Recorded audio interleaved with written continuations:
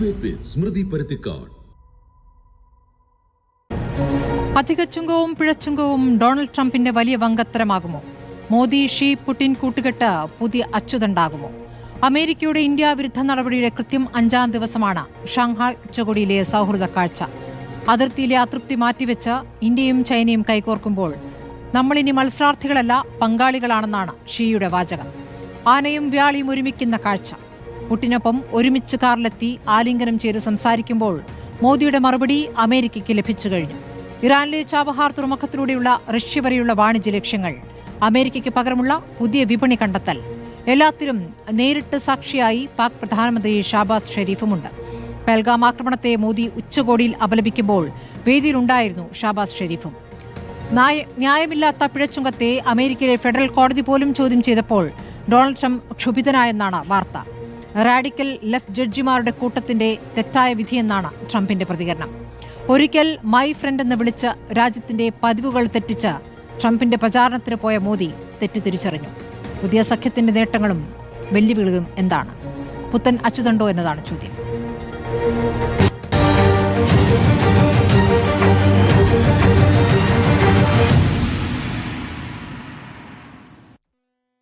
ചർച്ചയിൽ doctor V Sivadasan CPIM MP, BJP-യിൽ നിന്നും ശങ്കുട്ടി ദാസ്, മോഹൻ വർഗീസ് രാഷ്ട്രീയ നിരീക്ഷകൻ, നിർമ്മൽ എബ്രഹാം രാഷ്ട്രീയ നിരീക്ഷകൻ എന്നിവരാണ് ചർച്ചയിലുള്ളത്. ആദ്യം ഞാൻ ശ്രീ ശിവദാസിലേക്ക് പോകുന്നു. ശ്രീ ശിവദാസ്, ഇപ്പോൾ ചൈന, ഇന്ത്യ, അതോടൊപ്പം റഷ്യ ഒരു പുതിയ സഖ്യം, പുതിയ രീതിയിലുള്ള സഹകരണം എന്ന രൂപത്തിലേക്ക് എത്തുകയാണ്.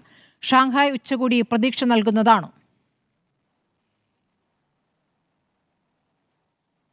ചൈനയും ഇന്ത്യയും തമ്മിൽ നല്ല ബന്ധം ഉണ്ടാവേണ്ടത് ലോകത്തിൻ്റെ ആവശ്യമാണ്. ചൈനീസ് പത്രം തന്നെ എഴുതിയിട്ടുള്ളത് ഇന്ത്യയും ചൈനയുമായിട്ടുള്ള സഖ്യം, യോജിപ്പ് എന്നുള്ളത് എല്ലാ അർത്ഥത്തിലും അത് തികച്ചും ഒരു നാച്ചുറൽ അലയാണ് ഇന്ത്യ ചൈനയുടേത് എന്നാണ് ചൈനീസ് പത്രം എഴുതിയിട്ടുള്ളത്. 1955 നമ്മുടെ പഞ്ചശീല കരാറ്, അതിനകത്ത് ഇന്ത്യയും ചൈനയും പ്രഖ്യാപിച്ചിട്ടുള്ള കാര്യങ്ങൾ അത് സുപ്രധാനമാണ്. ഇന്നും അത് പ്രാധാന്യത്തോടു കൂടി നിൽക്കുകയാണ്. അതിനൊപ്പം ഓർമ്മപ്പെടുത്തുന്നത് ചൈനീസ് പത്രം തന്നെ ഓർമ്മിപ്പിച്ചിട്ടുള്ള കാര്യം എന്നുള്ളത് ചൈനയെ ലോകത്തിനു മുമ്പിൽ ഒരു രാജ്യമായി ഏറ്റവും ആദ്യം അംഗീകരിച്ച രാജ്യങ്ങളിലൊന്ന് ഇന്ത്യയായിരുന്നു എന്നാണ്. ഇന്ത്യയും ചൈനയുമായിട്ടുള്ള ബന്ധം സാമ്രാജ്യത്വ വിരുദ്ധ രാഷ്ട്രീയവുമായിട്ട് കണ്ണിച്ചേർക്കപ്പെട്ടതാണ്. ചൈനയിൽ നടന്നിട്ടുള്ള എല്ലാ മുന്നേറ്റങ്ങളോടൊപ്പം ചേർന്ന് നിൽക്കാൻ, ചൈനയുമായിട്ടുള്ള സമാധാനപരമായ സൗഹൃദത്തിന് എല്ലാ നിലയിലും ചൈനയും ഇന്ത്യയും തമ്മിലുള്ള വ്യാപാരം വർദ്ധിപ്പിച്ച് ഇരു രാജ്യങ്ങളുടെയും താല്പര്യം സംരക്ഷിക്കുന്ന നിലയിൽ മുന്നോട്ട് പോകുക തുടങ്ങിയ കാര്യങ്ങളൊക്കെ നേരത്തെ തന്നെ ചർച്ച ചെയ്തിട്ടുള്ള വിഷയങ്ങളാണ്. അപ്പോൾ ചൈന, ഇന്ത്യ, റഷ്യ ഈ ഒരു കൂട്ടായ്മ വളർന്നു വരുന്നത് അത് ലോകത്ത് ഡോളറിൻ്റെ ആധിപത്യത്തിനെതിരായിട്ടുള്ള ഒരു ശബ്ദമായി രൂപപ്പെടുന്നത് വലിയ പ്രതീക്ഷയാണ്. അപ്പോൾ ഡോളറിൻ്റെ ആധിപത്യം, ഡോളറിനെ വിപണൈസ് ചെയ്ത് ആയുധമാക്കി നമ്മുടെ അവികസിത രാജ്യങ്ങളെ, വികസ്വര രാജ്യങ്ങളെ വേട്ടയാടുന്നതിന് വേണ്ടി അമേരിക്ക ശ്രമിച്ചുകൊണ്ടിരിക്കുമ്പോൾ ഈ ഘട്ടത്തിൽ ഇന്ത്യയും ചൈനയും റഷ്യയുമെല്ലാമായി വർദ്ധിച്ചു വരുന്ന സൗഹാർദ്ദം നമ്മെ സംബന്ധിച്ചിടത്തോളം പ്രതീക്ഷാ നിർഭരമാണ്. പക്ഷേ ഇന്ത്യയിലെ ഭരിക്കുന്ന പാർട്ടി എക്കാലത്തും പറഞ്ഞുകൊണ്ടിരിക്കുന്നത് അമേരിക്കയും അമേരിക്കയുടെ ഭരണാധികാരികളും ഞങ്ങളുടെ പ്രിയപ്പെട്ടവരാണ്, മൈ ദോസ്ത്, മൈ ഫ്രണ്ട് എന്ന് വിളിച്ച് പ്രസംഗം ആരംഭിച്ച ഒരു പ്രധാനമന്ത്രിയെ നമ്മൾ ഓർമ്മിക്കുന്നുണ്ട്. ഇപ്പോൾ നിങ്ങൾ അറിയേണ്ടുന്ന കാര്യം, കോട്ടൺ ഇറക്കുമതിയിൽ 11% ആ തീരുവ സ്ക്രാപ്പ് ചെയ്യുന്നതിനെതിരായിട്ട് കർഷകരും തൊഴിലാളികളും രംഗത്ത് വന്നുകൊണ്ടിരിക്കുകയാണ്. അപ്പോൾ അമേരിക്കയുടെ മുകളിൽ അമേരിക്കൻ ഉൽപ്പന്നങ്ങൾക്ക് നികുതി ചുമത്തുന്നതിന് മടിക്കുന്ന, അമേരിക്കയെ എല്ലാ അർത്ഥത്തിലും, ഒരർത്ഥത്തിലും മറ്റൊരർത്ഥത്തിൽ പിന്തുണച്ചുകൊണ്ടിരിക്കുന്ന ഒരു ഗവൺമെൻറ് രാജ്യത്തിലെ ജനങ്ങളുടെ താല്പര്യം ഉയർത്തിപ്പിടിക്കുന്നതിനുള്ള ധീരത കാണിക്കുന്നില്ല എന്നുള്ള പ്രയാസകരമായിട്ടുള്ളൊരു മുഹൂർത്തത്തിലാണ് നമ്മൾ നിൽക്കുന്നത്. കോട്ടൺ ഇൻഡസ്ട്രിയിലെ ഏറ്റവും പ്രധാനപ്പെട്ട ഒരു കാര്യമാണ് 11% നികുതി സ്ക്രാപ്പ് ചെയ്തതോടുകൂടി ഇന്ത്യയിലെ കോട്ടൺ, പരുത്തി കർഷകരുടെ നിത്യജീവിതത്തിൽ അതുണ്ടാക്കാൻ പോകുന്ന പ്രശ്നങ്ങൾ, അത് ആരെ സഹായിക്കാനാണ്? ഇന്ത്യയിലെ സാധാരണക്കാരനെ സഹായിക്കാനാണോ? ഇന്ത്യയിൽ ഏറ്റവും കൂടുതൽ ആത്മഹത്യ നടക്കുന്നത് വിദർഭ ഉൾപ്പെടുന്ന മേഖലകളിലാണ്, പരുത്തി കർഷകരുടെ മേഖലകളിലാണ്. ആ പാവപ്പെട്ട കർഷകർക്ക് അമിതഭാരം അടിച്ചേൽപ്പിച്ചാൽ ആ ഭാരം തൊഴിലാളികളുടെ മുകളിലേക്ക് വരും. അവിടെ തൊഴിലെടുക്കുന്ന തൊഴിലാളിയുടെ കൂലിയെ അത് ബാധിക്കും, അവൻ്റെ ജീവിത സൗകര്യത്തെ അത് ബാധിക്കും. അങ്ങനെ തൊഴിലാളിയുടെ മുകളിൽ പ്രയാസങ്ങൾ ഉണ്ടായിക്കഴിഞ്ഞാൽ ഈ തൊഴിലാളിയെ ആശ്രയിച്ച് ജീവിക്കുന്ന ഒരുപാട് സാമൂഹ്യ വിഭാഗങ്ങളുണ്ട്. ഓട്ടോറിക്ഷ ഡ്രൈവർ, ആ ഓട്ടോറിക്ഷയിൽ സാധാരണക്കാർ കയറണമെങ്കിൽ അയാളുടെ കയ്യിൽ പണം വേണം, ടാക്സി വിളിക്കണമെങ്കിൽ അയാളുടെ കയ്യിൽ പണം വേണം. ഇങ്ങനെ ഈ തൊഴിലാളികളെ ആശ്രയിച്ച് ജീവിക്കുന്ന സാധാരണക്കാരായ മനുഷ്യർ അവർ തൊഴിലിടങ്ങളിലേക്ക് പോകുമ്പോൾ വാഹനം ഉപയോഗിക്കും, തൊഴിലിടങ്ങളിൽ നിന്ന് തിരിച്ചു വരുമ്പോൾ വാഹനം ഉപയോഗിക്കും. ഈ പാവപ്പെട്ട മനുഷ്യരുടെ വരുമാനത്തിലുണ്ടാകുന്ന കുറവ് സമൂഹത്തിൻ്റെ സമസ്ത മേഖലകളിലും അത് പ്രതിഫലിക്കുമെന്നുള്ളത് നമുക്ക് കാണാനാവുന്ന കാഴ്ചയാണ്. അപ്പോൾ ഇന്ത്യയും ചൈനയും റഷ്യയുമായിട്ടുള്ള ബന്ധം മെച്ചപ്പെടുത്തുക എന്നുള്ളതിനൊപ്പം തന്നെ ഡോളറിൻ്റെ ആ ആയുധ ശക്തിയായി ഡോളറിനെ മാറ്റി തീർക്കുന്നതിനുള്ള അമേരിക്കൻ ശ്രമങ്ങൾക്കെതിരായിട്ടുള്ള ഉറച്ചതും ശക്തവുമായിട്ടുള്ള നിലപാട് ഇന്ത്യയിൽ നിന്നുണ്ടാവുക ഇന്നത്തെ ഘട്ടത്തിൽ പ്രതീക്ഷിക്കുന്നതെങ്കിലും ശ്രീ ശിവദാസ്, ഇപ്പോൾ കോൺഗ്രസ് ഇപ്പോൾ അതിശക്തമായി പ്രതികരിച്ചുകൊണ്ടിരിക്കുന്നത് ഓഗസ്റ്റ് 31 എന്നുള്ള ദിവസം രാജ്യം തലകുനിക്കേണ്ടി വന്ന ദിവസമാണ് എന്നുള്ളതാണ്. ചൈനയുമായുള്ള സഖ്യത്തെയാണ് ആ രൂപത്തിൽ കോൺഗ്രസ് വിശേഷിപ്പിച്ചത്. അതിന് കാരണം പാകിസ്ഥാനുമായി ചേർന്ന് ഇന്ത്യയെ ആക്രമിക്കാൻ പാകിസ്ഥാന് സഹായം ചെയ്തത് ചൈനയാണ് എന്നതടക്കമുള്ള കാര്യങ്ങളാണ് ചൂണ്ടിക്കാണിക്കുന്നത്. അപ്പോൾ ഇതിനെ സ്വാഭാവികമായ സൗഹൃദമായി അങ്ങേക്ക് എങ്ങനെ കാണാൻ സാധിക്കും? കോൺഗ്രസ് എടുക്കുന്ന നിലപാടുകൾ ന്യായീകരിക്കേണ്ടുന്ന ബാധ്യത എന്നെ സംബന്ധിച്ചിടത്തോളം ഇല്ല. ഇന്ത്യയെ അമേരിക്കയുടെ നുഖത്തിൻ്റെ കീഴിൽ കൊണ്ടുകെട്ടുന്നതിന് വേണ്ടി തീവ്രമായി ശ്രമിച്ചിട്ടുള്ള രാഷ്ട്രീയ പാർട്ടിയുടെ പേര് കോൺഗ്രസ് എന്നുകൂടിയാണ്. BJPയുടെയും കോൺഗ്രസിൻ്റെയും നയം, സാമ്പത്തിക നയം നവ ഉദാരവൽക്കരണ സാമ്പത്തിക നയത്തിന് അനുകൂലമായിരുന്നു. നരസിംഹറാവു ഇന്ത്യയിൽ അധികാരത്തിലിരുന്ന ഘട്ടത്തിലാണ് മൻമോഹൻ സിംഗ് ധനകാര്യമന്ത്രിയായിരിക്കെ നവ ഉദാരവൽക്കരണ സാമ്പത്തിക നയം മുന്നോട്ട് വെച്ചിട്ടുള്ളത്. ആഗോളവൽക്കരണം, ഉദാരവൽക്കരണം, സ്വകാര്യവൽക്കരണം എന്ന 3 മുദ്രാവാക്യങ്ങൾ മുന്നോട്ട് വെച്ചതോടെ കൂടി ഇന്ത്യൻ സമ്പദ് വ്യവസ്ഥയിലേക്ക്, ഇന്ത്യയുടെ എല്ലാ മേഖലകളിലേക്കും ചെറുകിട മേഖലകളിലേക്കുൾപ്പെടെ അമേരിക്കൻ സാമ്രാജ്യത്വത്താൽ നിയന്ത്രിക്കപ്പെടുന്ന വൻകിട കമ്പനികൾക്ക് കമ്പോളം മുഴുവനായി തുറന്നു കൊടുക്കുകയായിരുന്നു ഇന്ത്യയിലെ കോൺഗ്രസിൻ്റെ നേതൃത്വത്തിലുള്ള ഭരണാധികാരികൾ അന്ന് ചെയ്തിട്ടുള്ളത്. ആ ചെയ്തിയുടെ തുടർച്ചയിൽ ഇന്ത്യയിൽ തകർന്നടിഞ്ഞു പോയിട്ടുള്ള വ്യവസായ സ്ഥാപനങ്ങൾ, ഇന്ത്യയിൽ തകർന്നടിഞ്ഞു പോയിട്ടുള്ള വിവിധ മേഖലകളെക്കുറിച്ച് നമുക്കറിയാവുന്ന കാര്യമാണ്. ഇപ്പോൾ തന്നെ എന്താണ് കോൺഗ്രസും BJPയും തമ്മിൽ സാമ്പത്തിക നയത്തിലുള്ള വ്യത്യാസം? ഒരു വ്യത്യാസവും അവർ തമ്മിലില്ല.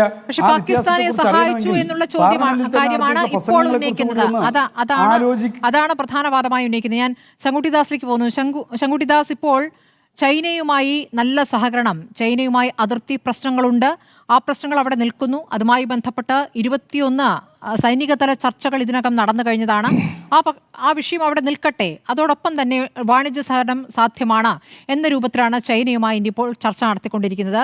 അമേരിക്ക നൽകിയ തിരിച്ചടിയിൽ നിന്നും കരകയറാൻ എത്രത്തോളം പുതിയ സഖ്യം ഈ ഷാങ്ഹായ് ഉച്ചകോടി സഹായിക്കുമെന്നാണ് കരുതുന്നത്? നോക്കൂ, നയതന്ത്രത്തിൽ പൊതുവെ പറയാറുണ്ട്, there are no permanent friends or enemies, there are only permanent interest. നമുക്ക് സ്ഥിരമായിട്ട് ശത്രുക്കളോ മിത്രങ്ങളോ ഇല്ല, നമുക്ക് സ്ഥിരമായിട്ടുള്ള താല്പര്യങ്ങൾ മാത്രമാണുള്ളത് എന്ന്. രാജ്യത്തിൻ്റെ താല്പര്യം ഉയർത്തിപ്പിടിക്കുക എന്നുള്ളതാണ് നയതന്ത്രത്തിൻ്റെ അടിസ്ഥാനപരമായിട്ടുള്ള പാഠം.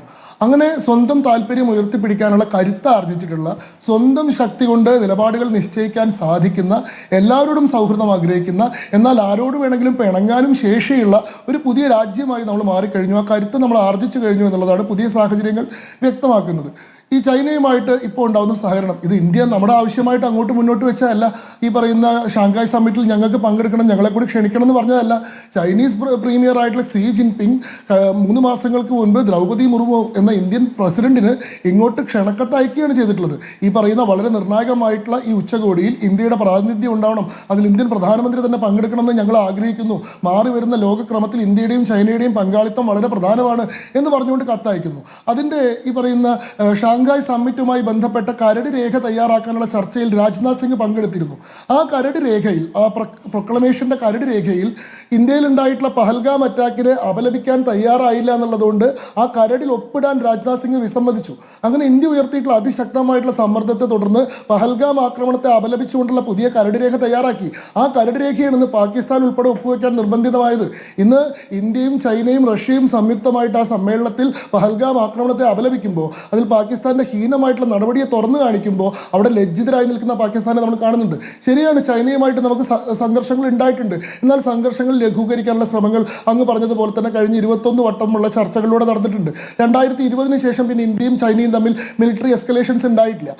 2020 ജൂൺ മുതൽ 2021 ഫെബ്രുവരി നിന്നിട്ടുള്ള ഗാൽവാൻ സ്റ്റാൻഡ് ഓഫിന് ശേഷം വളരെ നല്ല തരത്തിലുള്ള നയതന്ത്ര ഇടപെടലുകളിലൂടെ പ്രശ്നങ്ങൾ പരിഹരിക്കാൻ നമ്മൾ ശ്രമിച്ചിട്ടുണ്ട്. നമ്മുടെ ജവാന്മാർ അവിടെ നഷ്ടപ്പെട്ടിട്ടുണ്ട്, 20ഓളം ഇന്ത്യൻ ജവാന്മാർ നഷ്ടപ്പെട്ടിട്ടുണ്ട്. അതേസമയം ചൈനയുടെ 50ഓളം സൈനികർ നഷ്ടപ്പെട്ടിട്ടുണ്ട് എന്ന് US ഇന്റലിജൻസ് ഏജൻസികൾ ഉൾപ്പെടെ പറഞ്ഞിട്ടുണ്ട്. രണ്ടു കൂട്ടർക്കും നഷ്ടങ്ങൾ ഉണ്ടായിട്ടുണ്ട്. പക്ഷേ ആ നഷ്ടങ്ങളെ അവിടെ മാറ്റി വെച്ചുകൊണ്ട് പുതിയ കാലത്തിന്റെ വെല്ലുവിളികളെ നേരിടാൻ ഒന്നിച്ചു നിൽക്കേണ്ടത് ആവശ്യമാണെന്നുള്ളൊരു തിരിച്ചറിവ് ഉണ്ടാവുന്നുണ്ട്. 2024 ഇന്ത്യയും ചൈനയും തമ്മിൽ പെട്രോളിംഗ് അഗ്രിമെന്റ് ഏർപ്പെട്ടു. ആ പെട്രോളിംഗ് അഗ്രിമെന്റിൽ പറയുന്നത് pre-2020 കണ്ടീഷൻസ് പുനഃസ്ഥാപിക്കണം എന്നുള്ളതാണ്. ഗാൽവാൻ ഉൾപ്പെടെ ദാങ്ചുങ് ഉൾപ്പെടെയുള്ള സംഘർഷ മേഖല പ്രദേശങ്ങളിൽ 2020 മുമ്പെയുള്ള ക്രമം പുനഃക്രമീകരിക്കണമെന്നാണ് പറയുന്നത്. ഇന്നിപ്പോൾ അവിടെ ചൈനയിൽ പോയി സംസാരിക്കുമ്പോൾ നരേന്ദ്രമോദി പറയുന്നത് എന്താണ്? മിലിറ്ററി ഡീഎസ്കലേഷനെ പറ്റിയിട്ട് നരേന്ദ്രമോദി പറയുന്ന സമയത്ത് ചൈനീസ് പ്രീമിയർ ആയിട്ടുള്ള സി ജിൻപിങ് പറയുന്നത് India is not just rival, they are A partner എന്നാണ്. ഇന്ത്യ ഞങ്ങളുടെ എതിരാളിയല്ല, ഇന്ത്യ ഞങ്ങളുടെ സഖ്യകക്ഷിയാണ് എന്ന് ചൈന പറയുന്ന നിലയിലേക്ക് കാര്യങ്ങൾ മാറിയിട്ടുണ്ട്. അപ്പോൾ നോക്കൂ, അമേരിക്ക ഉയർത്തുന്ന ഭീഷണിയെ അതിശക്തമായി നേരിടാൻ, പുതിയ സഖ്യങ്ങൾ നിർമ്മിക്കാൻ, പുതിയ സൗഹൃദങ്ങളുടെ ബലത്തിൽ പുതിയ പന്ഥാവുകളിലേക്ക് മുന്നേറാൻ ശേഷിയുള്ള ഒരു രാജ്യമായിട്ട് ഭാരതം മാറുന്നു. നരേന്ദ്രമോദിയുടെ തന്നെ ഭാഷ കടമെടുത്ത് പറഞ്ഞാൽ ഏ നൈ ഭാരത് ഹേ, ഏ ഭാരത് കിസി കെ സാമനെ ഭി ജുക്കേഗാ നഹി, ഇത് ആരുടെ മുന്നിലും തലകുനിക്കാത്ത പുതിയ ഭാരതമാണ്. ഇത് PL 480 കരാറുണ്ടാക്കിയിട്ട് ഇന്ത്യയിലെ ഭക്ഷ്യപ്രതിസന്ധി പരിഹരിക്കാൻ വേണ്ടി അമേരിക്കയിൽ നിന്ന് ഗോതമ്പ് ഇറക്കുമതി ചെയ്യാൻ വേണ്ടി കാത്തുകെട്ടിയിരുന്ന നെഹ്റുവിൻ്റെ ഭാരതമല്ല. ഇത് അമേരിക്കൻ സമ്മർദ്ദത്തിന് വഴങ്ങിയിട്ട് ഭക്ഷ്യ എണ്ണയുടെ തീരുവ വെട്ടിച്ചുരുക്കിക്കൊണ്ട് ഇന്ത്യയിലെ അമേരിക്കൻ ഭക്ഷ്യ എണ്ണയുടെ ഇറക്കുമതി 3% നിന്ന് 70% എത്തിച്ചിട്ടുള്ള നരസിംഹറാവുവിന്റെ ഭാരതവുമല്ല. ഇത് പല ഘട്ടങ്ങളും അമേരിക്കയ്ക്ക് മുന്നിൽ ഇന്ത്യ തലകുനിച്ചു, അതായത് മോദി തലകുനിപ്പിച്ചു എന്ന രൂപത്തിലുള്ള പ്രതികരണങ്ങളും അനുഭവങ്ങളും നമ്മുടെ മുന്നിലുണ്ടല്ലോ. അങ്ങ് പറഞ്ഞതുപോലെ തന്ത്രപരമായ ബന്ധമായിരിക്കണം, പെർമനന്റ് ഫ്രണ്ട്സ് അല്ല ആരും. പക്ഷേ ട്രംപ് ഒരു ഫ്രണ്ടാണെന്ന് പറഞ്ഞുകൊണ്ട് ട്രംപിന്റെ പ്രചാരണത്തിനായി പോയി ഇന്ത്യയിൽ ഇതുവരെ ഒരു പ്രധാനമന്ത്രിമാരും അങ്ങനെ ചെയ്തിട്ടില്ല. അപ്പോൾ രാജ്യത്തിന്റെ മുൻപുള്ള സമീപനങ്ങളിൽ നിന്ന് വ്യത്യസ്തമായി അവിടെ ട്രംപിന് വേണ്ടി പ്രചാരണത്തിനടക്കം പോയ പ്രധാനമന്ത്രിയാണ്. ഇന്നിപ്പോൾ തിരിച്ചറിവിലേക്ക് എത്തുകയാണ്. ട്രംപിന്റെ ഭ്രാന്തൻ നയങ്ങൾക്കെതിരെ തുറന്ന് പ്രതികരിക്കാൻ ജയശങ്കറിനടക്കം തയ്യാറാകേണ്ട സാഹചര്യം വന്നിരിക്കുകയാണ്. നമുക്കറിയാമല്ലോ നമ്മുടെ ഇന്ത്യക്കാരെ ചങ്ങലക്കിട്ട് തിരിച്ചയച്ച സാഹചര്യം. അതിനുശേഷവും പ്രതികരിക്കാൻ തയ്യാറല്ല. ഏറ്റവും ഒടുവിൽ ഇന്ത്യക്ക് പ്രതികരിക്കേണ്ടി വന്നപ്പോഴാണ് ഈ പെഹൽഗാമിന് ശേഷം നടന്ന നമ്മുടെ തിരിച്ചടിയിൽ ശേഷം നമ്മൾ വെടിനിർത്തിയത് ട്രംപിന്റെ ഇടപെടൽ കൊണ്ടാണെന്ന് ട്രംപ് ഇങ്ങനെ പൊങ്ങച്ചം പറഞ്ഞുകൊണ്ടേയിരിക്കുകയായിരുന്നു. അവസാനം ഗതികെട്ടല്ലേ ഇന്ത്യ പ്രതികരിച്ചത്? ഇതൊന്നും പതിവില്ലാത്തതല്ലേ? ഇതിപ്പോൾ നമ്മൾ വരുത്തി വെച്ചതാണോ എന്നൊരു ചോദ്യം കൂടിയുണ്ട്. ശങ്കുട്ടിദാസ്. നോക്കൂ ശ്രീമതി സ്മൃതി, ട്രംപ് ഇന്ത്യക്ക് അനുകൂലമായ നിലപാട് സ്വീകരിച്ചിരുന്ന സമയത്ത് ഇന്ത്യയും അമേരിക്കയും സ്ട്രാറ്റജിക് പാർട്ട്നേഴ്സ് ആയിരുന്ന സമയത്ത് അമേരിക്കയുമായിട്ട് നല്ല ബന്ധം നിലനിർത്താൻ നരേന്ദ്രമോദി ശ്രമിച്ചിട്ടുണ്ട്. എന്നാൽ ട്രംപിന്റെ നിലപാടുകൾ ഇന്ത്യക്ക് വിരുദ്ധമായി വരുന്നു, അത് ഗ്ലോബൽ സ്റ്റേജിൽ ഇന്ത്യയെ അപകീർത്തിപ്പെടുത്തുന്ന നിലയിലേക്ക് വരുന്നു എന്ന് പറഞ്ഞപ്പോൾ ഈ ട്രംപിന്റെ ട്രേഡ് ത്രെട്ട് ബ്ലഫിനെ പോലും വെല്ലുവിളിക്കാൻ ധൈര്യം കാണിച്ചിട്ടുള്ള നരേന്ദ്രമോദി ഉണ്ട്. ഇന്ന് ഇന്ത്യക്കെതിരെ ട്രംപ് തിരിഞ്ഞ സമയത്ത് ട്രംപിന്റെ കൂടെ നിൽക്കുന്ന ആരാണ്? ഇന്ത്യയുടെ എക്കോണമി ഒരു ഡെഡ് എക്കോണമിയാണ് എന്ന അസംബന്ധം ട്രംപ് വിളിച്ചു പറയുമ്പോൾ ഇന്ത്യയിലെ എല്ലാ രാഷ്ട്രീയ പാർട്ടിക്കാരും രാഷ്ട്രീയത്തിന് അതീതമായി അതിനെ തള്ളി പറയുമ്പോൾ ട്രംപ് പറഞ്ഞത് ശരിവെക്കാനും ട്രംപ് പറഞ്ഞതിനെ കൂടുതൽ കയറ്റി പറയാനും തയ്യാറായിട്ടുള്ളത് രാഹുൽ ഗാന്ധിയാണ്. ഇപ്പോഴും ഇന്ത്യ ചൈനയിൽ പോയിട്ട് ഈ പറയുന്ന ഷാങ്ഹായ് സമ്മിറ്റിൽ പങ്കെടുക്കുന്ന സമയത്ത് അത് കരിദിനമായിട്ട് ആചരിക്കണമെന്ന് പറയുന്ന, ഇന്ത്യ അമേരിക്കയോട് വിധേയപ്പെട്ട് നിൽക്കണമെന്ന് പറയുന്നത് ആരാണ്? അത് കോൺഗ്രസ് പാർട്ടിയാണ്. പാകിസ്ഥാനുമായി ബന്ധപ്പെട്ട വിഷയത്തിലാണ് അത്. ശങ്കുട്ടിദാസ്, പാകിസ്ഥാനെ സഹായിക്കുന്നത് ചൈനയാണെന്ന വിഷയത്തിലാണ് ഈ തലകുനിക്കൽ വാചകം വരുന്നത്. അതിൽ ഒരു ന്യായീകരണം കൂടി വേണ്ടതല്ലേ, വിശദീകരണം കൂടി വേണ്ടതല്ലേ? നോക്കൂ, പാകിസ്ഥാനെ പിന്തുണച്ചിട്ടത് ചൈനയാണെങ്കിൽ ആ നിലപാടിൽ നിന്ന് ചൈന പിന്നോട്ട് പോകാൻ തയ്യാറായതാണല്ലോ. പഹൽഗാം ആക്രമണത്തെ അപലപിച്ചുകൊണ്ട് ഷാങ്ഹായ് സമ്മിറ്റ് ഉച്ചകോടിയിൽ അവിടെ ഒരു പ്രൊക്ലമേഷൻ പ്രഖ്യാപിക്കുന്നത്, അതിൽ ചൈന കൂടി ഒപ്പുവെക്കുന്നത്, ഇന്ത്യക്കൊപ്പം സംയുക്തമായിട്ട് ഭീകരതയ്ക്കെതിരെയുള്ള പ്രസ്താവന ചൈനീസ് പ്രധാനമന്ത്രി പാകിസ്ഥാൻ പ്രൈം മിനിസ്റ്ററെ സാക്ഷി നിർത്തിക്കൊണ്ട് പറയുന്നത്. അപ്പോൾ ചൈനയെ കൊണ്ട് കടിച്ച പാമ്പിനെ കൊണ്ട് തന്നെ വിഷമിറക്കിക്കാനുള്ള ശേഷി നമുക്കുണ്ടെന്ന് നമ്മൾ കാണിച്ചു. എന്നാൽ അമേരിക്കയുടെ കാര്യത്തിൽ നമ്മൾ സ്വീകരിച്ചുള്ള നിലപാട് എന്താ? അമേരിക്ക നമ്മളെ നിരന്തരമായിട്ട് ലോകത്ത് മുഴുവൻ പറഞ്ഞുകൊണ്ട് നടന്നിരുന്നത് ഇന്ത്യയും പാകിസ്ഥാനും തമ്മിലുള്ള പ്രശ്നം പരിഹരിച്ചത് ഞങ്ങളാണ്. നമ്മൾ പറഞ്ഞിട്ടുള്ളത് ബൈലാറ്ററൽ ആയിട്ടുള്ള സംസാരം മാത്രമേ ഉള്ളൂ, മൂന്നാമത്തെ ആരും അതിൽ ഇടപെടിക്കില്ല എന്നുള്ളതാണ്. ഇതിനെ വെല്ലുവിളിച്ചുകൊണ്ട് ഞാനാണ് ഇടപെടിച്ചത്, ഞാൻ അവർക്ക് ട്രേഡ് ചെയ്യില്ല എന്നുകൊണ്ട് അവരെ ഭീഷണിപ്പെടുത്തി എന്ന് പറഞ്ഞു. അങ്ങനെ പറഞ്ഞപ്പോൾ നിങ്ങളുടെ ട്രേഡ് വേണ്ട, നിങ്ങളുടെ ട്രേഡ് ഇല്ലെങ്കിൽ ഞങ്ങൾക്കൊരു ചുക്കും ഇല്ലെന്ന് പറയാനുള്ള ധൈര്യം കാണിച്ചുകൊണ്ട് അമേരിക്കയുമായിട്ടുള്ള ഈ പറയുന്ന 50% തീരുവ ഏർപ്പെടുത്തിയിട്ടുള്ള വിഷയത്തിലൊരു ചർച്ചയ്ക്ക് പോലും തയ്യാറാവാതെ, ട്രംപ് 4 തവണ ഫോൺ വിളിച്ചപ്പോൾ എടുക്കാൻ പോലും തയ്യാറാവാതെ, ബെഗിംഗ് ബൗളുമായിട്ട് അമേരിക്കയ്ക്ക് മുന്നിൽ പോയി മുട്ടുകുത്താൻ തയ്യാറാവാതെ സ്വന്തം വഴിവെട്ടി മുന്നോട്ട് പോവാണ് ഭാരതം. അമേരിക്കയുടെ ഈ പറയുന്ന തീരുവ കാര്യത്തിലുള്ള ഇരട്ടത്താപ്പ് ട്രംപിനെ ജയശങ്കറിനെ പോലെ ഇത്രയും കൃത്യമായിട്ട് വെല്ലുവിളിച്ചിട്ടുള്ള വേറെ ഏത് നമ്മുടെ വിദേശകാര്യമന്ത്രി ഉണ്ട്? അതായത് നമ്മൾ റഷ്യയിൽ നിന്ന് എണ്ണ മേടിക്കുന്നതാണ് വലിയ പ്രശ്നം എന്ന് പറയുന്നു. അതിന്റെ പേരിൽ നമുക്ക് 50% ഇവർ തീരുവ ഏർപ്പെടുത്തുന്നു. അതേ സമയത്ത് യൂറോപ്യൻ യൂണിയനാണ് ഇവരുടെ അടുത്ത് നിന്ന് 21.1 ബില്യൺ ഡോളറിന്റെ എണ്ണ മേടിച്ചിട്ടുണ്ട് യൂറോപ്യൻ യൂണിയനോട് അമേരിക്കയ്ക്ക് പ്രശ്നമില്ല. ഗ്യാസ്, ഈ റഷ്യയിൽ നിന്നുള്ള ഗ്യാസിന്റെ ഏറ്റവും വലിയ ഇറക്കുമതി നടത്തുന്ന യൂറോപ്യൻ യൂണിയനാണ്. 71% ഇറക്കുമതി നടത്തുന്ന യൂറോപ്യൻ യൂണിയനാണ്. അവർക്ക് പ്രശ്നമില്ല. ഈ ചൈനയ്ക്ക് 30% തീരുവ ഏർപ്പെടുത്തിയിട്ടുള്ളൂ. ചൈനയാണ് ഇന്ത്യനേക്കാൾ കൂടുതൽ റഷ്യൻ ഓയിൽ ഇറക്കുമതി ചെയ്യുന്നത്. അപ്പോൾ അവർക്കത് പ്രശ്നമില്ല. അമേരിക്ക തന്നെ പലേഡിയം, യുറേനിയം പോലെയുള്ള സാധനങ്ങൾ റഷ്യയിൽ നിന്ന് ഇറക്കുമതി ചെയ്യുന്നുണ്ട്. അവർക്ക് പ്രശ്നമില്ല. ഈ ഉക്രൈന് കൊടുത്തതിനേക്കാൾ വലിയ സാമ്പത്തിക സഹായം എണ്ണ ഇറക്കുമതിയിലൂടെ യൂറോപ്യൻ യൂണിയൻ റഷ്യക്ക് കൊടുത്തിട്ടുണ്ട്. അത് ഇവർക്ക് പ്രശ്നമില്ല. ഇവരുടെ പ്രശ്നം ഈ റഷ്യയിൽ നിന്ന് എണ്ണ ഇറക്കുമതിയൊന്നുമല്ല, ഇന്ത്യയുടെ വർദ്ധിച്ചു വരുന്ന ഗ്ലോബൽ സ്റ്റേച്ചറാണ്. ലോകത്തെ ഒരു നിർണായക സാമ്പത്തിക ശക്തിയായിട്ട് ഈ ഡെഡ് എക്കോണമി എന്ന് പറഞ്ഞിട്ട് ഇപ്പൊ നോക്കുക, അവസാനത്തെ കണക്കിൽ ഇന്ത്യ 7.8% ആണ് GDP റൈസ്. ലോകത്തെ ഏറ്റവും കൂടുതൽ GDP ഹൈക്ക് ഉണ്ടായിട്ടുള്ള രാജ്യമായിട്ട് ഇന്ത്യ മാറി. അമേരിക്കയ്ക്ക് ഇന്ത്യയേക്കാൾ ബഹുദൂരം പിന്നിലാണ്. അപ്പോൾ ഇന്ത്യ സ്വന്തം നിലയിൽ ഒരു ശക്തിയായിട്ട് ഉയർന്നു വരുന്നു. മാത്രമല്ല ഒരു ഏഷ്യാറ്റിക് പവേഴ്സിന്റെ റൈസ് ഉണ്ടാവുന്നു. ഇന്ത്യ, ചൈന, റഷ്യ സഖ്യം ഉണ്ടാവുമ്പോൾ എന്താ സംഭവിക്കുന്നത്? ലോകത്തിന്റെ മൊത്തം ജനസംഖ്യയുടെ 35% ഇന്ത്യയിലും ചൈനയിലും കൂടിയിട്ടാണ്. ഇന്ത്യയുടെയും ചൈനയുടെയും ജനസംഖ്യ എടുത്തു കഴിഞ്ഞാൽ ആകെയുള്ള 800 കോടി ജനങ്ങളിലെ 280 കോടി ആൾക്കാരും ഇവിടെ നിൽക്കുകയാണ്. ഈ സഖ്യത്തിലേക്ക് റഷ്യയും ജപ്പാനും കൂടി വന്നു കഴിഞ്ഞാൽ മൊത്തം ലോക ട്രേഡിന്റെ 20% നിയന്ത്രിക്കുന്ന ഒരു ശക്തിയായിട്ട് ഇത് മാറുന്നുണ്ട്. ഈ സഖ്യത്തെ തകർക്കാനുള്ള അമേരിക്കൻ അജണ്ടയ്ക്ക് കുഴലൂതുകയാണ് ഇന്ത്യയും ചൈനയും തമ്മിൽ പുതിയ കാലത്ത് ഉണ്ടാവുന്ന സഖ്യത്തിനെതിരെ സംസാരിക്കുമ്പോൾ കോൺഗ്രസ് ചെയ്യുന്നത്. അവരുടെ താല്പര്യം എന്താ എന്നുള്ളത് വളരെ കൃത്യമാണ്. ഇന്ന് അമേരിക്കയിലെ ട്രംപിന്റെ ഉപദേഷ്ടാവ് എന്താ പറഞ്ഞത്? റഷ്യയിൽ നിന്ന് എണ്ണ മേടിക്കുന്ന ഇന്ത്യയിലെ ബ്രാഹ്മണരെ സഹായിക്കാനാണെന്നുള്ളതാണ്. ഇത് ആരുടെ വാദമാണ്? ഈ ബ്രേക്കിംഗ് ഇന്ത്യ അജണ്ട, ഇന്ത്യക്കുള്ളിൽ അമേരിക്കൻ നരേറ്റീവുകൾ ജാതിയുടെയും സംസ്ഥാനത്തിന്റെയും ഭാഷയുടെയും പ്രാദേശികതയുടെയും അടിസ്ഥാനത്തിൽ ഏർപ്പെടുത്താൻ നോക്കുന്നത് ആരുടെ നരേറ്റീവ് ഏറ്റെടുത്തുകൊണ്ടാണെന്ന് സാമാന്യ ബുദ്ധിയുള്ള മനുഷ്യർക്കൊക്കെ മനസ്സിലാവുന്നുണ്ട്. ശരി, ശ്രീ മോഹൻ വർഗീസ്, ആദ്യം ജപ്പാനിലേക്ക് പോവുക, ജപ്പാനിൽ പോയ ശേഷം ചൈനയിലേക്ക് പോവുക, ചൈനയുമായി അതിർത്തി വിഷയങ്ങളോടെ മാറ്റിവെച്ചുകൊണ്ട് സഹകരണത്തെക്കുറിച്ച് സംസാരിക്കുക. ഇപ്പോൾ റഷ്യയുമായിട്ടും ചൈനയുമായിട്ടുള്ള ഇന്ത്യയുടെ പുതിയ ബന്ധം, പുതിയ തലത്തിലേക്ക് പോകുന്ന ബന്ധം, അത് അമേരിക്കയുമായിട്ടുണ്ടായിരുന്ന ബന്ധത്തിന് പകരമാകുമോ എന്ന ചോദ്യമാണ്. ഇവിടെ ഒരു ആക്സിസ് മാറുന്നുവോ എന്ന ഒരു സന്ദേഹം പല കോണുകളിൽ നിന്നുമുണ്ട്. ആ പെർമനൻ്റായി ഒരു ആക്സിസിൻ്റെയും ഭാഗമല്ല, ഒരു അച്ചുതണ്ടിൻ്റെയും ഭാഗമല്ല ഭാരതമെന്ന് ഓർക്കണം. പരമ്പരാഗതമായ ചേരിചേരാ നയത്തെക്കുറിച്ചല്ല ഞാൻ സംസാരിക്കുന്നത്. സ്ട്രാറ്റജിക് ഓട്ടോണമി എന്ന ഭാരതത്തിൻ്റെ തന്ത്രപ്രധാനമായ വിദേശ നയത്തെക്കുറിച്ചാണ് ഇവിടെ നമ്മൾ കാണേണ്ടത്.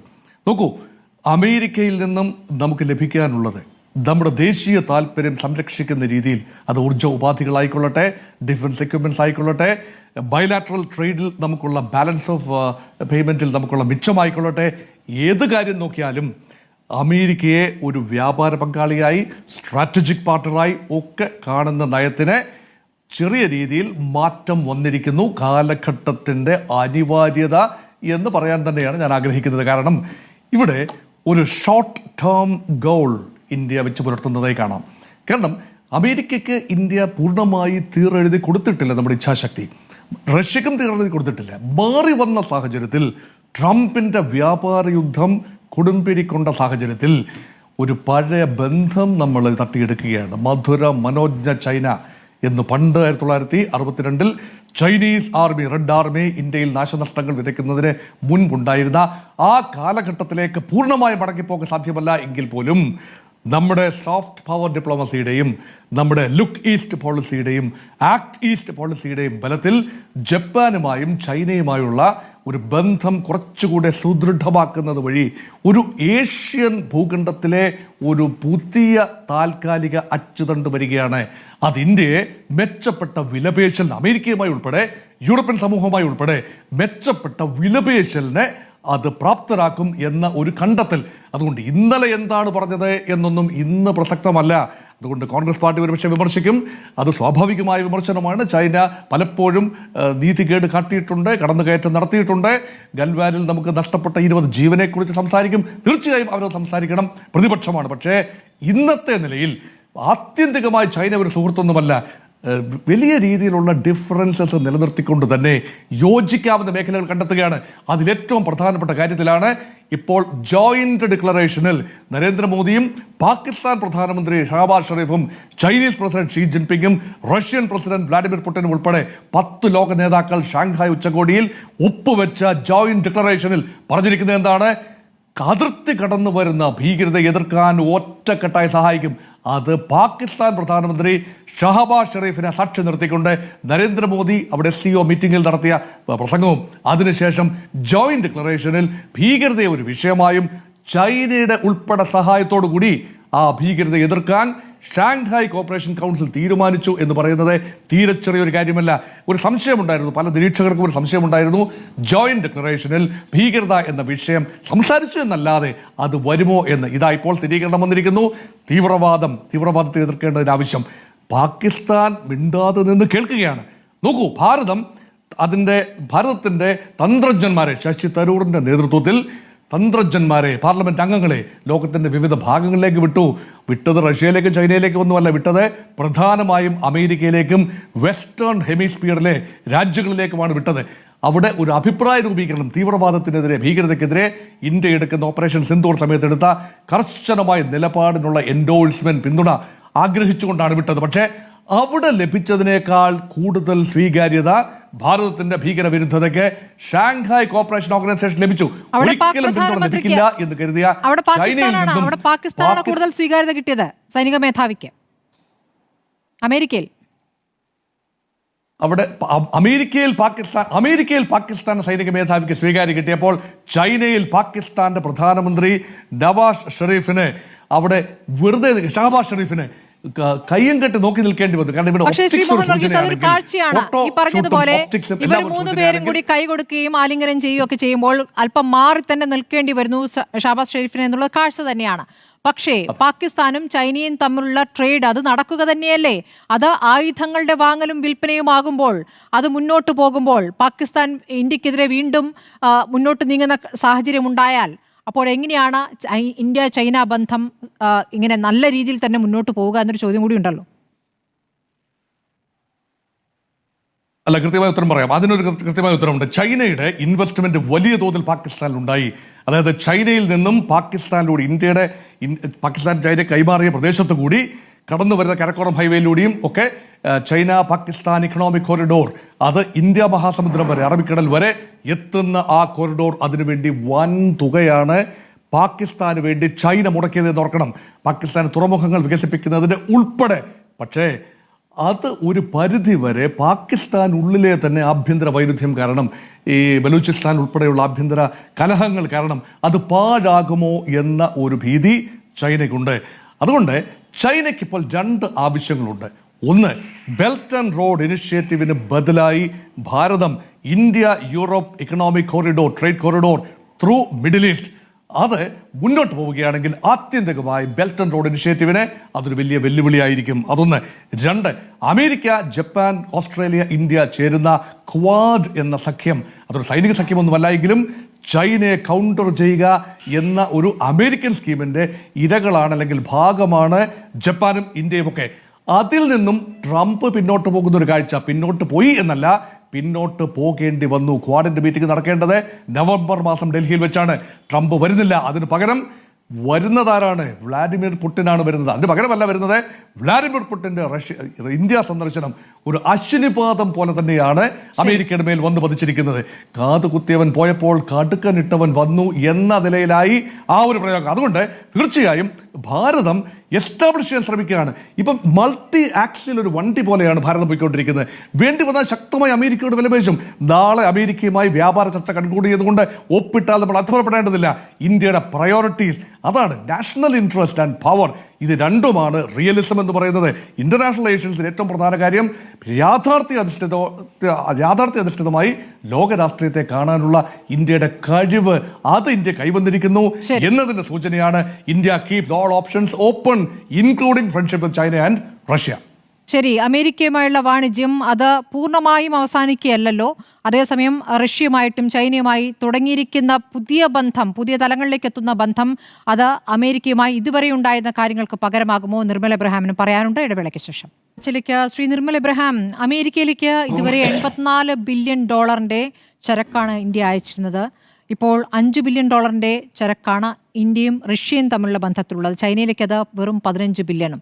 അപ്പോൾ അമേരിക്കയ്ക്ക് പകരമാകുമോ ഈ രാജ്യങ്ങളുമായുള്ള വാണിജ്യ സഹകരണം എന്നുള്ളൊരു വിഷയം അവിടെ നിൽക്കുകയാണ്. ആ രൂപത്തിലേക്ക് അത് മാറാനുള്ള സാധ്യത എത്രത്തോളമാണ്? ഇപ്പോൾ ഇന്ത്യക്ക് വന്നിരിക്കുന്ന നഷ്ടം അത് ഈ ബന്ധങ്ങളിലൂടെ നികത്താനാകുമോ? നികത്താൻ ബുദ്ധിമുട്ടാണ്. കാരണം ഒന്ന്, പോപ്പുലേഷൻ വൈസ് ചൈന വലിയൊരു രാജ്യമാണെന്നുണ്ടെങ്കിലും ഇന്ത്യയെ സംബന്ധിച്ചിടത്തോളം അത്രയും ട്രേഡ്, കാരണം ചൈന മറ്റ് രാജ്യങ്ങളെ പോലല്ല, അത്യാവശ്യം സെൽഫ് സഫീഷ്യൻ്റാണ്. പല കേസിലും നമ്മൾ അമേരിക്കയ്ക്ക് കയറ്റി അയക്കുന്ന പല പ്രോഡക്ട്സും ചൈന സെൽഫായിട്ട് പ്രൊഡ്യൂസ് ചെയ്ത് സെൽഫ് സഫീഷ്യൻ്റാണ്.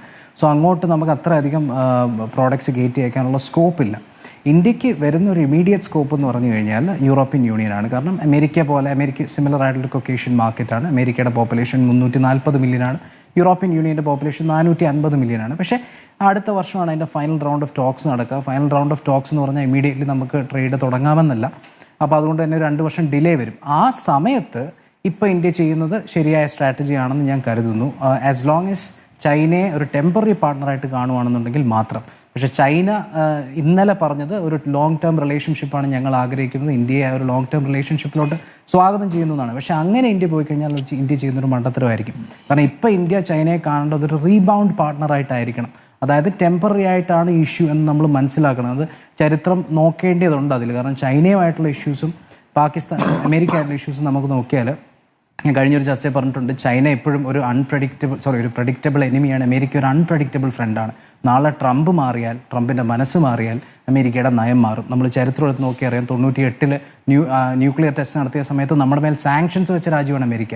7-8 വർഷത്തിന് ശേഷം നമ്മളുമായിട്ട് സിവിൽ ന്യൂക്ലിയർ ഡീൽ ഒപ്പുവെച്ചു അമേരിക്ക. എന്നിട്ട് 2013 നമ്മുടെ ഒരു ഡിപ്ലോമാറ്റിനെ അവിടെ സ്ട്രിപ്പ് സെർച്ച് ചെയ്തു എന്ന് പറഞ്ഞിട്ട് നമ്മൾ പിണങ്ങിയിരുന്നപ്പോഴത്തേക്ക് ഒബാമ 2015 ഇവിടെ വന്നതോടെ വീണ്ടും ഊഷ്മളമായ കാര്യങ്ങളൊക്കെ. 2019 ഇതേ Trump GSP generalise system of preferences എടുത്ത് മാറ്റി എന്ന് പറഞ്ഞ് നമ്മൾ പിണങ്ങിയെങ്കിലും പിന്നീട് 2019 അവസാനം തന്നെ വീണ്ടും നമ്മൾ ഊഷ്മളമായ ബന്ധത്തിലൂടെ തിരിച്ചുപോയി. അപ്പോൾ അമേരിക്കയായിട്ട് എപ്പോഴും ടെമ്പററി ആയിട്ടുള്ള ഇങ്ങനെ ഉണ്ടാകാറുണ്ട്. ഇപ്പോൾ ട്രംപ് ഇരിക്കുന്നത് കൊണ്ട് അത് പെർമനൻ്റ് ആണെന്ന് ഒരിക്കലും പറയാൻ പറ്റില്ല.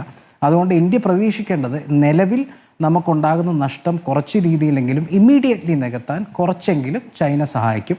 അങ്ങനെ ഒരു ഷോർട്ട് ടേം ബന്ധം മാത്രമായിരിക്കണം ചൈനയുമായിട്ടുള്ളത് നമ്മൾ മുന്നോട്ട് കൊണ്ടുപോകേണ്ടത്. കാരണം ഞാൻ പറയാം, ഇപ്പം മുന്നോട്ട് നമ്മൾ ഫുൾ ഫ്ലെജ്ഡ് ആയിട്ട് ട്രേഡ് ഓപ്പൺ ആക്കി കൊടുത്തു എന്ന് വിചാരിക്കുക. ശരിയാണ്, നമുക്ക് അങ്ങോട്ട് കുറേ പ്രോഡക്റ്റ്സ് കയറ്റി അയക്കാനുള്ള അവസരം കിട്ടും. പക്ഷേ മറിച്ച് ചൈന ഇങ്ങോട്ട് കുറേ മാർക്കറ്റൂടെ ചോദിക്കും. അവിടെയുള്ള പ്രശ്നം പറഞ്ഞു കഴിഞ്ഞാൽ കഴിഞ്ഞ 25 വർഷത്തിൽ നമ്മൾ ഡംപിങ് കേസസ് ഉണ്ട്. അതായത് ചെറിയ പതിവിലും വില കുറച്ച്, ഡൊമസ്റ്റിക് മാർക്കറ്റിലും വില കുറച്ച് പല പ്രോഡക്ട്സും നമ്മുടെ നാട്ടിൽ കൊണ്ട് ഡംപ് ചെയ്ത് അങ്ങനെ ലോക്കൽ മാനുഫാക്ചേഴ്സിനെയും ഇൻഡസ്ട്രീസിനെയും വരെ തകർത്ത് കളഞ്ഞ രാജ്യമാണ് ചൈന. അതാണ് നമ്മളൊരു 10 വർഷം മുന്നേയൊക്കെ ചൈനയെ കുറ്റം പറഞ്ഞുകൊണ്ടിരുന്നതും ചൈനയുമായിട്ടുള്ള ബന്ധം അവസാനിപ്പിച്ചപ്പോൾ സന്തോഷിച്ചതും.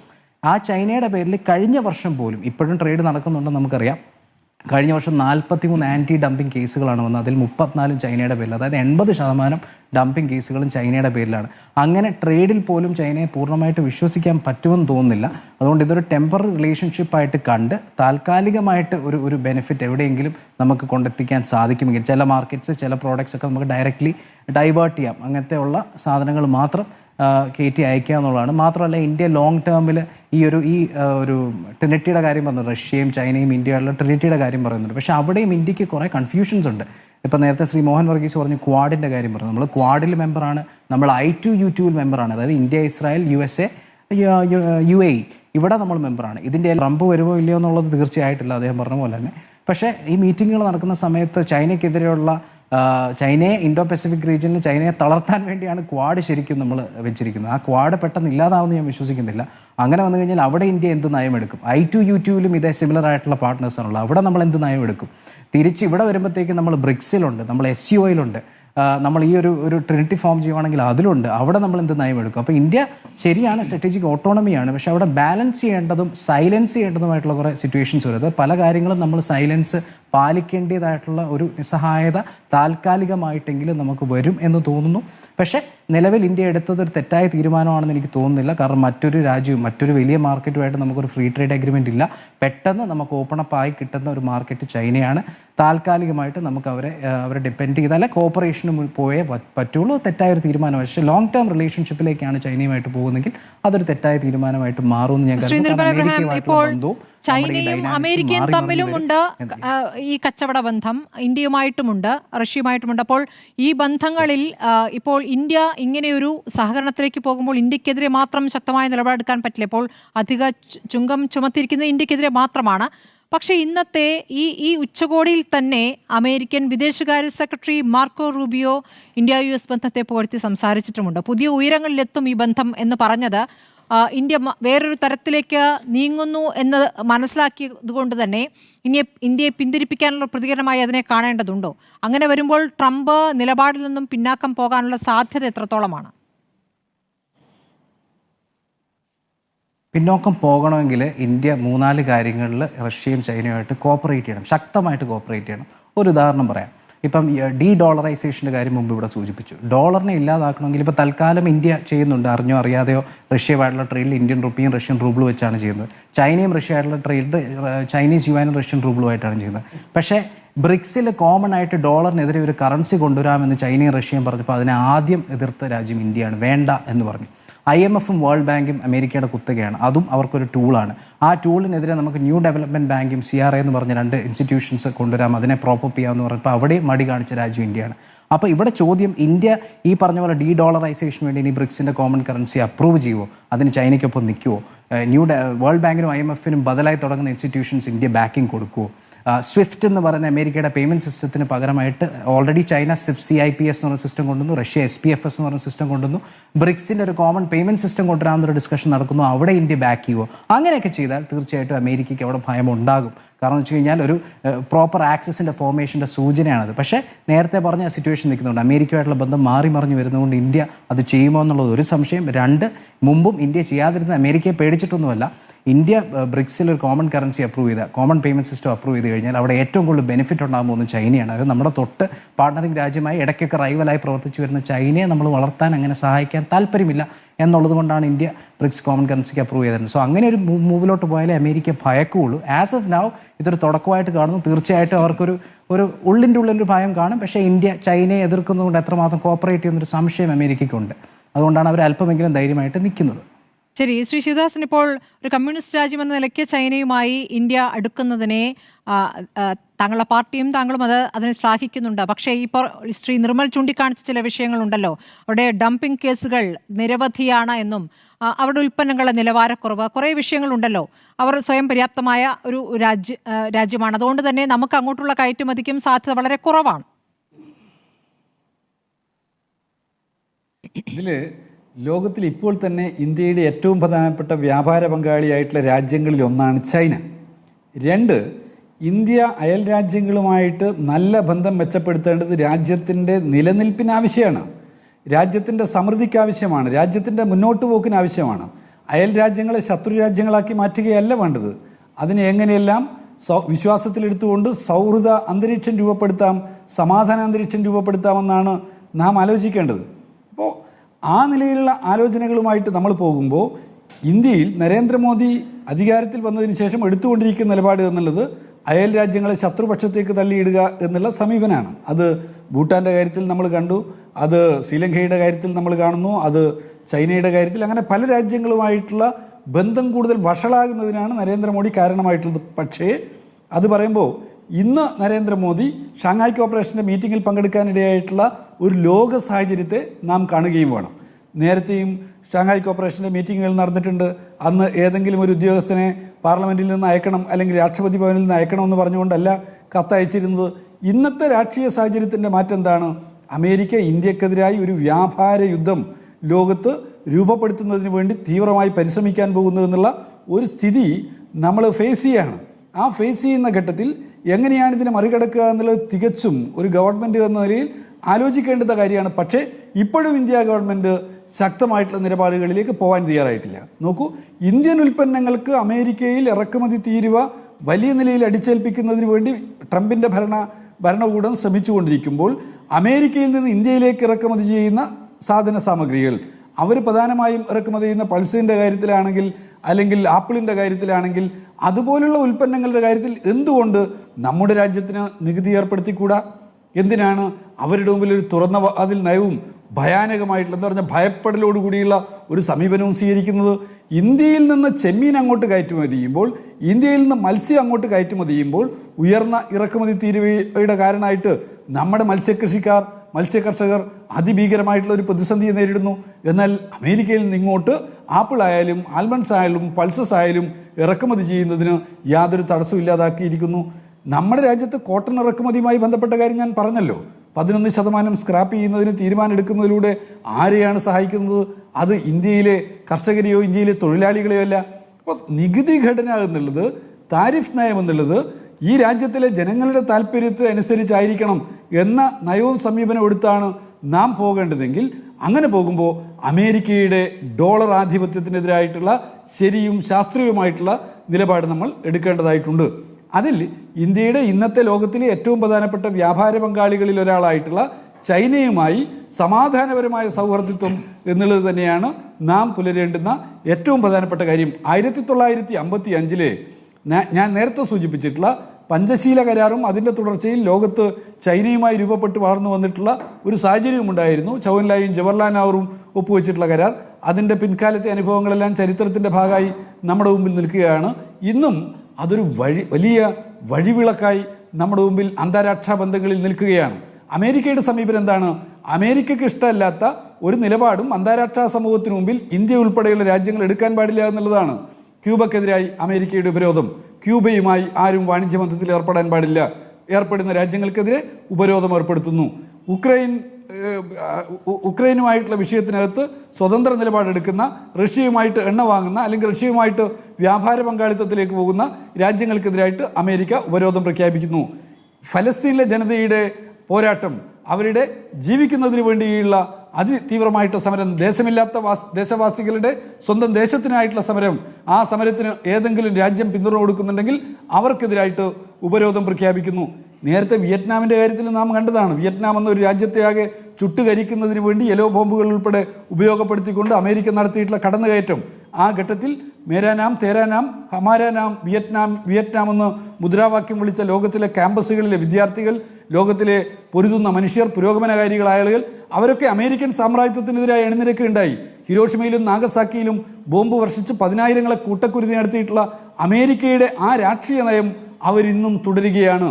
അവർ ഒരു രാജ്യവുമായിട്ട് സമാധാനപരമായിട്ടുള്ള സഹവർത്തിത്വവും പരസ്പരം നേട്ടമുണ്ടാവുന്ന നിലയിലുള്ള വ്യാപാര ബന്ധവുമല്ല അവരാഗ്രഹിക്കുന്നത് കേവലം അമേരിക്കയിലെ ആയുധ കച്ചവടക്കാരായിട്ടുള്ള അല്ലെങ്കിൽ അമേരിക്കയിലെ ഏതെങ്കിലും മേഖലയിൽ ഇൻവെസ്റ്റ്മെൻറ്റ് നടത്തിയിട്ടുള്ള ഒരു കൂട്ടം വൻകിട കമ്പനികളുടെ, ബഹുരാഷ്ട്ര കുത്തകകളുടെ നേട്ടം മാത്രമാണ്. ഇവിടെ ഞാൻ സൂചിപ്പിക്കുന്ന കാര്യം, ഇന്ത്യയിലെ കർഷകരുടെയും തൊഴിലാളികളുടെയും താല്പര്യം സംരക്ഷിക്കാൻ, റബ്ബർ കർഷകരുടെ താല്പര്യം സംരക്ഷിക്കാൻ, ഇന്ത്യയിലെ ഏല കർഷകരുടെ താല്പര്യം സംരക്ഷിക്കാൻ, കാപ്പി കർഷകരുടെ താല്പര്യം സംരക്ഷിക്കാൻ, ഫ്രീ ട്രേഡ് എഗ്രിമെൻറ്റുകളുടെ രാഷ്ട്രീയം തുറന്നു കാണിച്ചുകൊണ്ട് അതിൽ നിന്ന് പിന്നോട്ട് വരാൻ നരേന്ദ്രമോദിയുടെ സർക്കാർ തയ്യാറാവുക എന്നുള്ളതാണ് ഇപ്പോഴെടുക്കേണ്ടുന്ന സുപ്രധാനമായിട്ടുള്ള കടമ. കോൺഗ്രസും BJPയും ഈ ഫ്രീ ട്രേഡ് എഗ്രിമെന്റുകളെ പാടിപ്പുകഴ്ത്തുന്ന രാഷ്ട്രീയ പാർട്ടികളാണ് എന്നുള്ളതും ഇവിടെ ഓർമ്മപ്പെടുത്തുകയാണ്. ശരി, ശങ്കുട്ടിദാസ്, ഇപ്പോൾ ശ്രീ ശിവദാസിന് മറുപടി നൽകാം. ഈ ഒരു ഫ്രീ ട്രേഡ് സമീപനം, അതിൽ നിന്നും BJP ഗവൺമെന്റ് മാറേണ്ടതുണ്ട് എന്നുള്ള കാര്യം. അതോടൊപ്പം ഈ തീരുവ യുദ്ധത്തിൽ ഇങ്ങോട്ട് കൊണ്ടുവരുന്ന, അവിടെ നിന്ന് ഇങ്ങോട്ട് അയക്കുന്ന ഉൽപ്പന്നങ്ങൾക്കും വലിയ ചുങ്കം നമുക്ക് ചുമത്താവുന്നതാണല്ലോ, അങ്ങനെ ഒരു മറുപടി നൽകാവുന്നതാണല്ലോ എന്നുള്ള ചോദ്യത്തിനും മറുപടി. നമുക്ക് അദ്ദേഹത്തിൻ്റെ ആ പരാമർശം വസ്തുതകൾ വേണ്ടവണ്ണം പരിശോധിച്ചിട്ടാണെന്ന് എനിക്ക് തോന്നുന്നില്ല. കാരണം ഇന്ത്യക്കെതിരായിട്ട് ഡൊണാൾഡ് ട്രംപ് ആദ്യം തന്നെ ഉന്നയിക്കുന്ന ഒരു ആരോപണം എന്ന് പറയുന്നത് അമേരിക്കൻ ഉൽപ്പന്നങ്ങൾക്ക് മേൽ നമ്മൾ ഓൾറെഡി തന്നെ വലിയ തീരുവ ഏർപ്പെടുത്തിക്കൊണ്ടിരിക്കുന്നു, വലിയ ചുങ്കം ഏർപ്പെടുത്തിക്കൊണ്ടിരിക്കുന്നു എന്നുള്ളതാണ്. കാരണം ഇറക്കുമതിക്ക് ഇപ്പോൾ തന്നെ 17% താരിഫ് ഇന്ത്യ ഇമ്പോസ് ചെയ്യുന്നുണ്ട്. ആ 17% താരിഫിന് മുകളിൽ വെക്കാൻ വേണ്ടിയിട്ടാണ് അവർ ആദ്യം 25% താരിഫ് ഡിക്ലെയർ ചെയ്തതും പിന്നെ റഷ്യയുമായിട്ടുള്ള സഹകരണത്തിൻ്റെ പേര് പറഞ്ഞിട്ട് പീനൽ താരിഫായിട്ട്, അതായത് ശിക്ഷാപരമായിട്ടുള്ള നടപടിയായിട്ട് പിന്നീട് ഒരു 25% താരിഫ് ഇമ്പോസ് ചെയ്തതും. 17% താരിഫ്, വളരെ ഉയർന്നൊരു താരിഫ് നമ്മൾ ഓൾറെഡി തന്നെ ഇമ്പോസ് ചെയ്യുന്നുണ്ടെന്നുള്ളതൊരു വസ്തുതയാണ്. രണ്ടാമത്തെ കാര്യം, ഇന്ത്യയെ കംപ്ലീറ്റ്ലി അങ്ങനെ അവഗണിച്ചുകൊണ്ട് ഇന്ത്യയിൽ നിന്ന് സമ്പൂർണ്ണമായിട്ടുള്ള കയറ്റുമതി നിരോധിച്ചുകൊണ്ട് അമേരിക്കയ്ക്ക് നിലനിൽക്കാനൊന്നും സാധിക്കില്ല. കാരണം അമേരിക്കയുടെ പല നിർണായകമായിട്ടുള്ള മേഖലകളും ഇന്ത്യൻ കയറ്റുമതി കൊണ്ടാണ് നിലനിൽക്കുന്നത്. ഏറ്റവും പ്രധാനമായി പറഞ്ഞാൽ ഇന്ത്യ ലോകത്തിൻ്റെ ഡ്രഗ് ഹൗസ് ആണെന്നാണ് പറയുക. ലോകത്തിൻ്റെ മുഴുവൻ ഫാർമസിയാണ്. ലോകത്തിൻ്റെ മുഴുവൻ മരുന്നുകളുടെ, ഫാർമസ്യൂട്ടിക്കൽ ഉൽപ്പന്നങ്ങളുടെ 40% കയറ്റുമതി ഇന്ത്യയിലാണ് നിൽക്കുന്നത്. അതിൽ തന്നെ അമേരിക്കയിലാണെങ്കിൽ 20% ലൈഫ് സേവിങ് ഡ്രഗ്സ് ഇന്ത്യയിൽ നിന്ന് വരുന്നതാണ്. ഇന്ത്യയിൽ നിന്നുള്ള ഇറക്കുമതി വേണ്ട എന്ന് തീരുമാനിച്ചു കഴിഞ്ഞാൽ നാളെ അമേരിക്കയുടെ ആരോഗ്യ മേഖല സമ്പൂർണ്ണമായിട്ട് സ്തംഭിക്കുന്ന ഒരു സാഹചര്യം ഉണ്ടാവും. കാരണം നോക്കൂ, ഇന്ത്യ അമേരിക്കയുമായിട്ട് ഏതാണ്ട് $150 ബില്യൺ ട്രേഡ് ചെയ്യുമ്പോൾ $86 ബില്യൺ കയറ്റുമതി നമ്മൾ അങ്ങോട്ടാണ് നടത്തിക്കൊണ്ടിരിക്കുന്നത്. കേവലം $40 ബില്യൺ ഇറക്കുമതിയാണ് നമ്മൾ അവിടെ നിന്ന് നടത്തിക്കൊണ്ടിരിക്കുന്നത്. ഈ ട്രേഡ് ഡെഫിസിറ്റാണ് യഥാർത്ഥത്തിൽ ട്രംപിനെ വല്ലാതെ പ്രകോപിപ്പിച്ചുകൊണ്ടിരിക്കുന്ന സംഭവം. ഇത് പല തരത്തിൽ നമ്മുടെ മാർക്കറ്റ് ഓപ്പൺ ചെയ്യിക്കാനുള്ള ശ്രമങ്ങൾ അവർ നടത്തിയിട്ടുണ്ട്. ഓരോ ഘട്ടത്തിലും ഈ വെല്ലുവിളികളെ വളരെ നിശ്ചയദാർഢ്യത്തോടുകൂടി നമ്മൾ നേരിടുകയാണ് ചെയ്തിട്ടുള്ളത്. ഏറ്റവും നല്ല ഉദാഹരണം 2019 RCEP കരാറിൽ നിന്നുള്ള നമ്മുടെ പിന്മാറ്റം.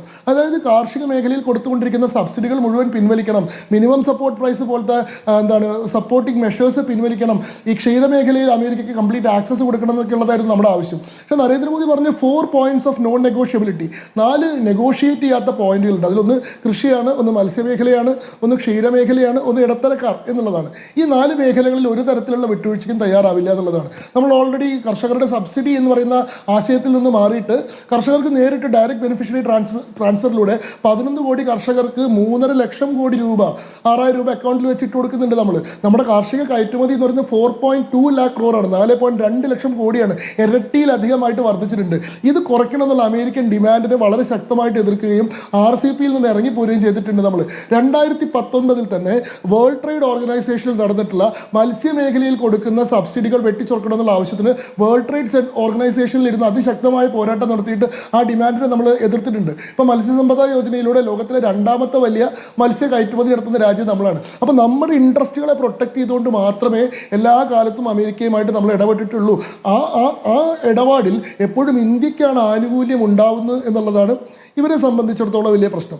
പിന്നെ ശ്രീ നിർമ്മൽ എബ്രഹാം പറഞ്ഞിട്ടുള്ള കാര്യവുമായി ബന്ധപ്പെട്ട് പറയുമ്പോൾ നോക്കൂ, നമ്മൾ ഡോളറിന് ബദലായിട്ട് ഡീഡോളറൈസേഷൻ അറിയാതെ നടപ്പാക്കുന്നൊന്നുമല്ല, അറിഞ്ഞോ അറിയാതെയൊന്നുമല്ല, വളരെ കൃത്യമായിട്ടുള്ളൊരു സ്ട്രാറ്റജിക് ഒരു നയമായി തന്നെയാണ് ഇപ്പോൾ RRR. ഇപ്പം നമ്മൾ ഈ ഷാങ്ഹായ് ഉച്ചകോടിയിൽ തന്നെ പറഞ്ഞിട്ടുള്ള RRR, അതായത് ഡോളറിന് ബദലായിട്ട് 3 Rകളെ ശക്തിപ്പെടുത്തുക. ഇന്ത്യൻ റുപ്പി, ചൈനീസ് റിൻമിൻബി, അതേപോലെ തന്നെ റഷ്യൻ റൂബിൾ, ഈ 3 RRകളെ ശക്തിപ്പെടുത്തുക എന്ന് പറയുന്നത് വളരെ ബോധപൂർവ്വ ഒരു തീരുമാനമാണ്. ആ തീരുമാനത്തിൻ്റെ ഭാഗമായിട്ടാണ് ഇന്ത്യ റഷ്യയുമായിട്ട് കച്ചവടം നടത്തുന്ന സമയത്ത് റുപ്പിയിൽ ട്രാൻസാക്ട് ചെയ്യുന്നത്, അല്ലെങ്കിൽ റഷ്യ ചൈനയുമായിട്ട് കച്ചവടം നടത്തുന്ന സമയത്ത് റൂബിളിലോ അല്ലെങ്കിൽ യുവാനിലോ ട്രാൻസാക്ട് ചെയ്യുന്നത് ഈ പറയുന്ന ഡോളറിന്റെ സർവാധിപത്യത്തെ വെല്ലുവിളിക്കുക എന്ന് പറയുന്ന ഒരു പോളിസിയുടെ ഭാഗമായി തന്നെയാണ്.